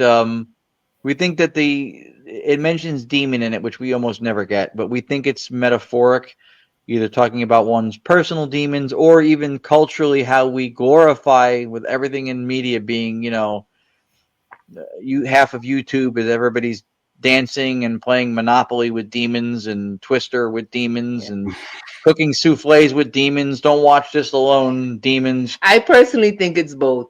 I think it's a message. You think it's souffles and Twister? Oh, stop. It's individual and collective as a society. I do think the message is a dual message. Yeah. Too much demon these days, isn't it? Yeah, it is, and unfortunately, there's people in the field who that's their narrative, and then there's events that say that they're against this that still promote the people whose entire YouTube channel is the Demon Files. If you don't reconcile that, it's not going to go away. Yeah. But just to clarify, the D word is in this, and we didn't want it to. We don't think it's talking about winged horned creatures. We think it's either metaphoric for one's personal demons, or even more so the cultural glorification or celebritizing of the dark and demonic, and thinking it's cool. We think that's the cautionary tale here. It's called damnation because of the words in it. She heard it at the time. Oh yeah, I remember now. Yes, we both did it. Yeah, that was it. Yeah. So for the audience, again, I don't think a ghost box will ever do this. This is 1 minute or so long in the same. This is not a compilation edited together. This is the same voice for a minute, just on a rant. So I'll mute me, and then I'll do the share first, and then I'll mute me. Share screen. And then you know what? Then after this, if you guys or anybody watching has questions we can answer, we were happy to try. We may not have answers for everything, and if not, we can spare everybody the additional punishment of hearing us go on and on and on. Really, whatever you want to do. Yeah, that's fine. That's fine. Yeah. So here's damnation.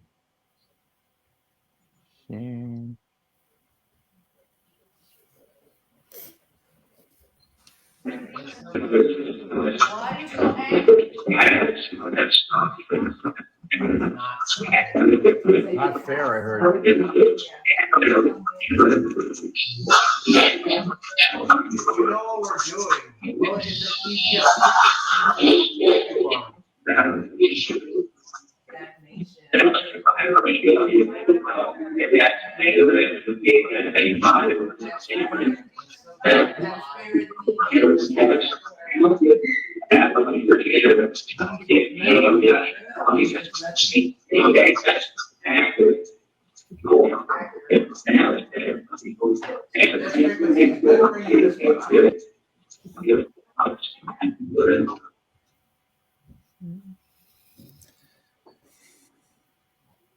That's quite a sharp message, isn't it? At the end, you'll crash and burn. Yeah, that's at the Shanley Hotel. The hotel. Did you tell them that? Yeah. That's the hotel we want to take. It's not dark at all. Really, it isn't. Tom left. Yeah, I'll be back. He's like, enough of that damnation stuff. I'm out of here. Safely on my side of the pond. Yeah, it's a little crazy, but yeah, very interesting, definitely. But that's the possibility. So that's what we strive for, is to maybe see that level consistently. Because sometimes we get a lot of stuff and it's like lower, not as loud. You can hear it, but it's not like jumping out at you. But what's good about some of those is sometimes if either one of us hear it, like there's one mention cookies. It was very low. Not everyone heard it. Some people heard it, but I still repeated it, and it meant something to someone else who was right next to me, who was already communicating what she believed to be her son. So so even those low voices, they may be low, but those words meant. Yeah, that's the important part, right? As long as the message comes across, that's what's important. That's our. It's not about the voices. That's our and reimbursement. how good they are. Right? Sorry. No, you're. Yeah, the message is the real reason. Of course, you want to make them better so you can hear them and not struggle, but the real importance is the message. Yeah, we have the voice testimonials on our website, and we had a couple just from the Jersey Expo we do every year. We have an ITC exhibit room. We had 3 people in the same session on the Saturday in tears with tissues, with voices and stuff coming through that they recognized, saying things that meant something to them. The mentioned cookies thing that she heard. She's a court reporter by trade, stenographer, which is important because she has linguistic skills and listening that is superhuman, in my opinion. I won't talk smack about her if she's in the house at all, or even near the house. She hears everything. Then she heard that. So the lady had already heard her son's name, which was William. The drummer, he was a drummer. A couple other things. She was already really all choked up. And then Lourdes says mentioned cookies. I wasn't the only one that heard though. Right, a few people heard it. People heard it. You mentioned you heard it. And so she was diagnosed with diabetes like 11 months before and had not had cookies or any sweets like that for about a year. That day of the expo, she made sugar-free cookies, and she had them in a Ziploc bag in her purse at the time she was sitting with us. We had no way to know that. So when the voice said mention cookies, she lost it. She sent us the nicest testimonial. So those moments are for us what is the most important reason that we're doing this. I'm going to tell you just quick. Why was it so important to her? Because a medium told her a long time ago when her son passed 31 years ago that because of the time lapse that she could no longer communicate. Yeah. So now the diabetes and the cookies, that's something that happened to her after his passing. So for her, he's always been with her. He's always there because he knew about the cookies. Yeah. He died at the age of 15. You know how impactful that is? Like, I think about it as a mother, and it makes me feel so, because as a mother, I mean, thank goodness and protect my girls always, but do you see how impactful that is for it's comforting, isn't it? It's what's important. To reassure you that they're with you. Yeah. He was 15 when he passed, and for 31 years she went to mediums. Different mediums told her because of the age he died, she would not connect with him. And there's no way to know that. There's no way for us to promise she will. There's no way for someone to promise she won't. But she got stuff with us that we had no way to know, or there's no way we could possibly fake it. What came through, and she heard it. And so that to us is the most, we feel like nature's working through us. It's nothing special about us. It's, we're bringing this to people. You're bringing the message to them. Yeah. That's it. That's the most important part of it to me. Definitely. And we all do that with what we do. Right. Really, honestly, we all do that. Whether it be for ourselves or for someone else. So, yeah. Makes so much sense. Sorry, my partner's whispering to me. It does make sense, yeah. He's like, come on now, honey. No, he doesn't believe in spiritual stuff as such, do you? But you're quite open to it, because I am. But this just makes so much sense. Yes. Yeah. You know? It resonates. That's a big comment. We're taking what people experience and we're trying to explain it in a way that does not conflict with science and allows for it to happen. Because to chalk it all up to people having hallucinations or worse yet, pareidolia. Yes, people mishear things. Pareidolia is real. They see things and complete the picture. They hear things that are not. Yes, it happens. But not at the epidemic levels of all the audio capture that happens across the globe, which has identical characteristics to them. And then to say that that's all completely dismissive under the idea of being misheard pareidolia. If pareidolia was that rampant, where's the data to show how it's affecting people in day-to-day life? Because you can't tell me that the effect of pareidolia is only predatory to the paranormal. Where's the guy who goes into his supervisor and they go, "You're fired," and he goes, "What? A raise? Fantastic. I'm sorry, pareidolia, my prescription ran out." Yeah. I mean, it's all about discernment from both sides, right? You gotta, if you've seen something, just think a little further. May not be paranormal, maybe it is. But the same goes for when you present someone what you believe to be evidence, right? And that person also, like, right, it could be, and they're like, nope, it's the same thing. Use discernment, look at it, see, make a determination. But like, discernment gets thrown out the window in both sides of the coin. So if you guys or if the audience or anybody, whoever has any questions or anything, we're here as long as you need us. But we'll have the last 5 minutes for questions. Yeah. See if anybody will write. I just want to apologise to Todd for the whispering. Oh yeah. He thought James was a ghost. Yeah, we were all like, nobody's mouth moved. Either we have a ventriloquist or a ghost. Have you got any questions you'd like to ask him, James? It's just as a skeptic. It's very intriguing what they talk about, man. Yeah. That's a huge compliment. Thank you. Thank you for that. Yeah, we don't claim to have everything figured out. We're just taking what we know from science and life and trying to make sense of it without inventing things for the purposes of having a narrative. And in that aspect of it, it's thought-provoking. And that's what we want to do, right? Because that's what it did for us, right? What we're doing now and when his work and what we're studying, it's made us think a little further. And so if you can just share amongst all of us in anything that we do, with this, anything, if we just, that's what we're supposed to share what we learn so we can learn from each other. Yeah. We're hoping it has an impact, because a lot of the education in the paranormal happens through what's called epistemic dependency, which is just having the information passed down from one to another to another to another. And a lot of it consists of what we call spiritual bypassing. The whole ghosts just know how to do it. It just happens. Well, one day science will explain it, but right now it just happens.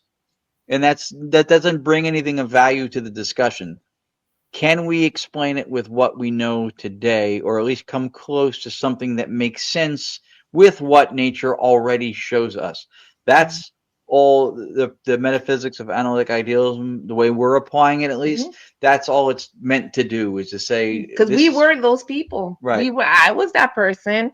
Certain things that just quite didn't make sense, but I still accepted it anyway, waiting for that explanation, that answer, even though it didn't really quite make sense. So we all come from that. The one day science will explain is called promissory materialism. And one day that one day the answer is coming.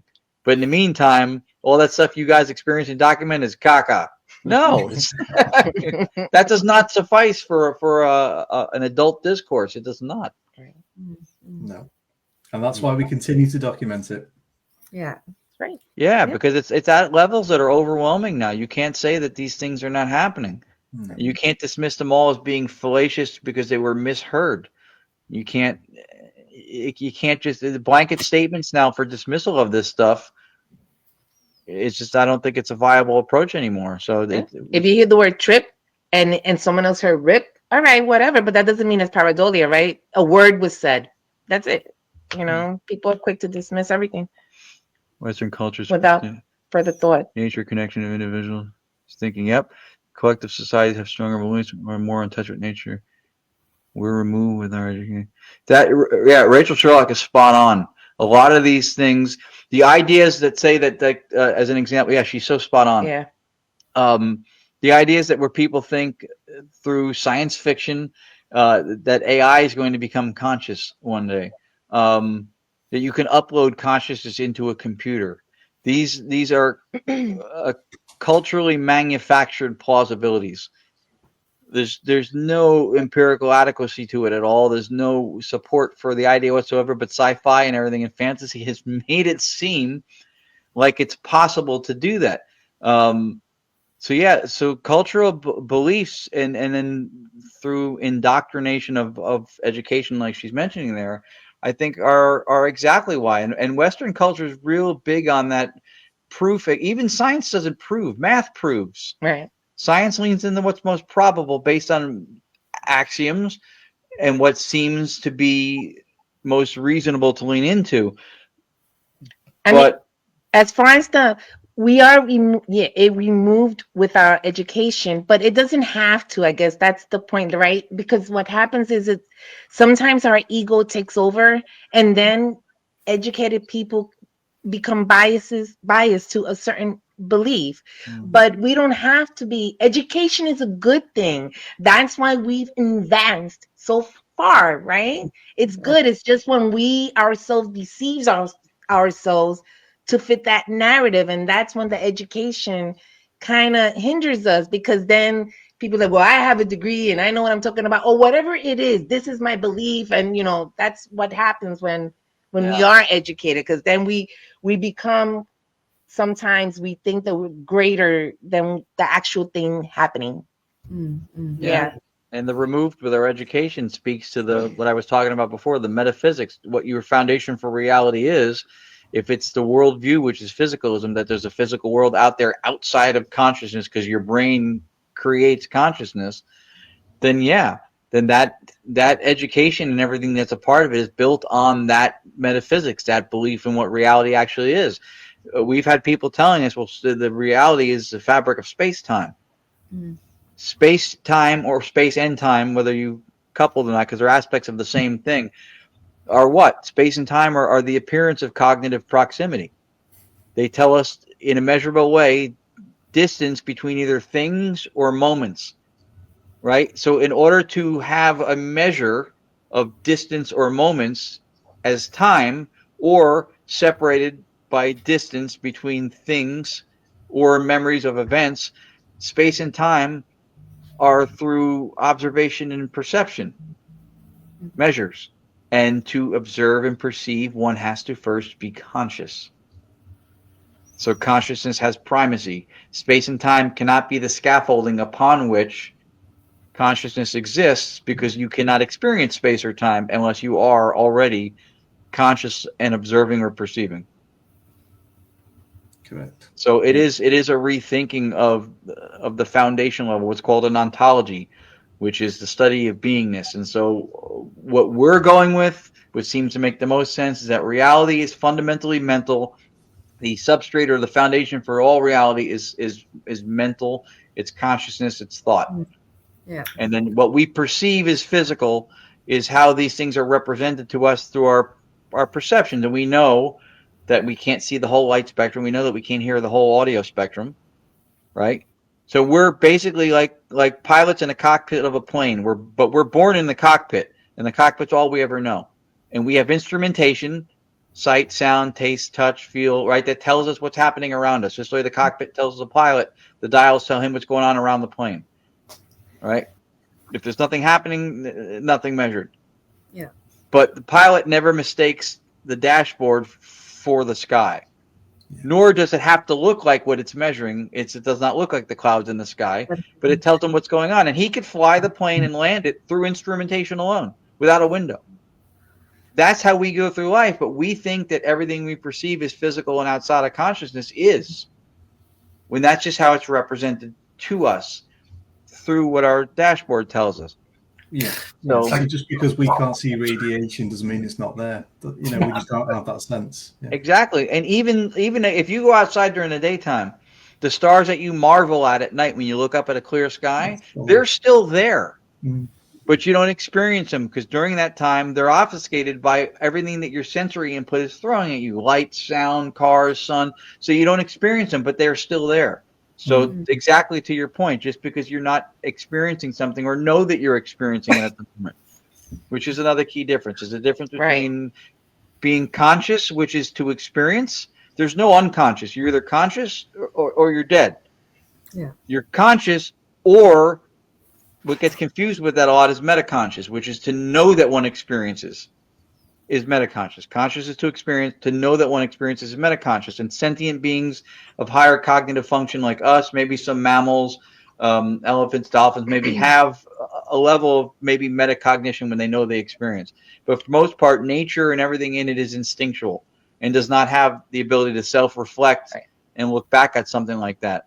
A good example of that is when let's say you're doing something quickly in construction, you're doing something quickly and you get cut and you don't even notice. You notice when you feel something dripping, and then when you look, now you feel the pain. Now you feel the pain. So that's a good example of that. You were cut. You had the experience, but you are not even aware of it until you actually look at it, and then boom, there goes the pain. Perfect example. Yeah. Conscious, you had an experience. Your breathing is something that you experience all the time. You don't think about it until I call your attention to it. And then you're metaconscious because now you know that you're experiencing it. Right. It's the first person. See what we did to you? You see that? Hold on. Say that again, Tom. I'm sorry. And I hate the first person that ever said that to me because all the time I'll be just breathing normally and then that exact thought pops into my head and then I'm like, well, great, I have to do it for myself now. Yeah. That's becoming metacognitive. But people, a lot of times, even with near-death experience and stuff, they associate, they confuse, they conflate consciousness with metaconsciousness. And sometimes people have experiences and they don't report on them because they don't have the memory of it or they're not able to reflect back on it. They didn't experience. When you go under anesthesia, there is something within the cocktail they give you that is meant to stop your brain from having neural pathways form through synapses that create the memory, that allow you to experience it. So you don't know that you experienced it because they have something that is meant to stop that from even happening. But it doesn't mean you didn't experience something. You just don't know that you experienced it. Right. I saw something about that today, actually, about the different drugs that they give you during surgery. They've got one that basically paralyzes the body, one that turns your brain off, and then one that stops you from memory, having any memory of being under anesthesia. Yep. Something to do with like post-traumatic stress or something under anesthesia. Yeah. So that's part of it. So there's a difference, and those things get confused a lot. And even with the near death, they have something they're trying to work around, which is called the no report paradigm, which is people who had the experiences but don't or can't report on them. And they also try to see if they can line up when somebody has the experience, because you can't induce a near-death experience for the purposes of experimentation. But when people have them, they're not hooked up to machinery, fMRI, EEG, whatever, to measure what's happening at the same time. So they're trying to see if there's a way they can figure out during what part or what phase of the whole process that they're having these experiences. And even those, to go with the whole idealist philosophy thing, right? People report seeing things in the room, even though they're on a table with cotton and their eyes taped up. Mhm. And you go, well, and then so some people we've had conversation with, or we've seen like the one guy in the chat that said, well, spirits can see and hear without eyes and ears. And we're like, well, all right. First of all, there's no way for us to know that, except you're extrapolating that from the fact that we get responses about things in the room, maybe, right? They hear us, they comment about what's happening in the room. So that's an example of something that we could spiritually bypass and go, ghosts just know, they just see and hear with no explanation that helps anybody. Or we can look for a way that explains it that doesn't violate or crap on science, which is to say, if there's one consciousness that we are all a part of, we're all individuated fractal parts of that one consciousness, and we're separated through what's known as dissociation, which is something nature shows us. It's not something we're making up. Then everybody's connected or contributing to collective consciousness. So when the person who's having the out-of-body experience sees and reports on what's in the room, it could be very well because the people who are in the room, who are alive or conscious in the sense of not being under anesthesia, whatever, they see and experience those things. And then so those cognitive thoughts are contributed to, or now a part of collective consciousness. It's already been experienced. Yeah. And so now this person is able, or this person who's under is able to grok that information from a state of not technically being conscious or unconscious. And it will always be the case because whoever is trying to do it, someone will see. If it's you writing the number one or whatever it is, someone will always experience that someone else can report upon. You see what I mean? It would be hard. I don't even know how someone could. No. Right? No. Someone has to experience that, so then someone else could experience what paranormal, near death, whatever. Right. And the same people who will say that spirits can see and hear without eyes and ears, don't think that we evolved for over billions of years to have ocular and auditory systems and other things for the purposes of survival. And they also believe that we're spirits having a human experience. So if we are spirits or souls or psyches inside of a physical vessel, if you take the dualistic approach that there's mind and matter, which they're doing. So then how do we have eyes and ears? Right? So then if we have the ability to see and hear without using our auditory input or our ocular input through our senses, then there would be no blindness or deafness ever. Mm-hmm.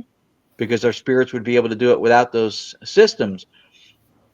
And there are things sometimes that even when you have physical systems in place that can still belie what we believe to be logical, which is there's one thing that's called blind sight, where someone who has no visual experience, they're blind. They don't see at all.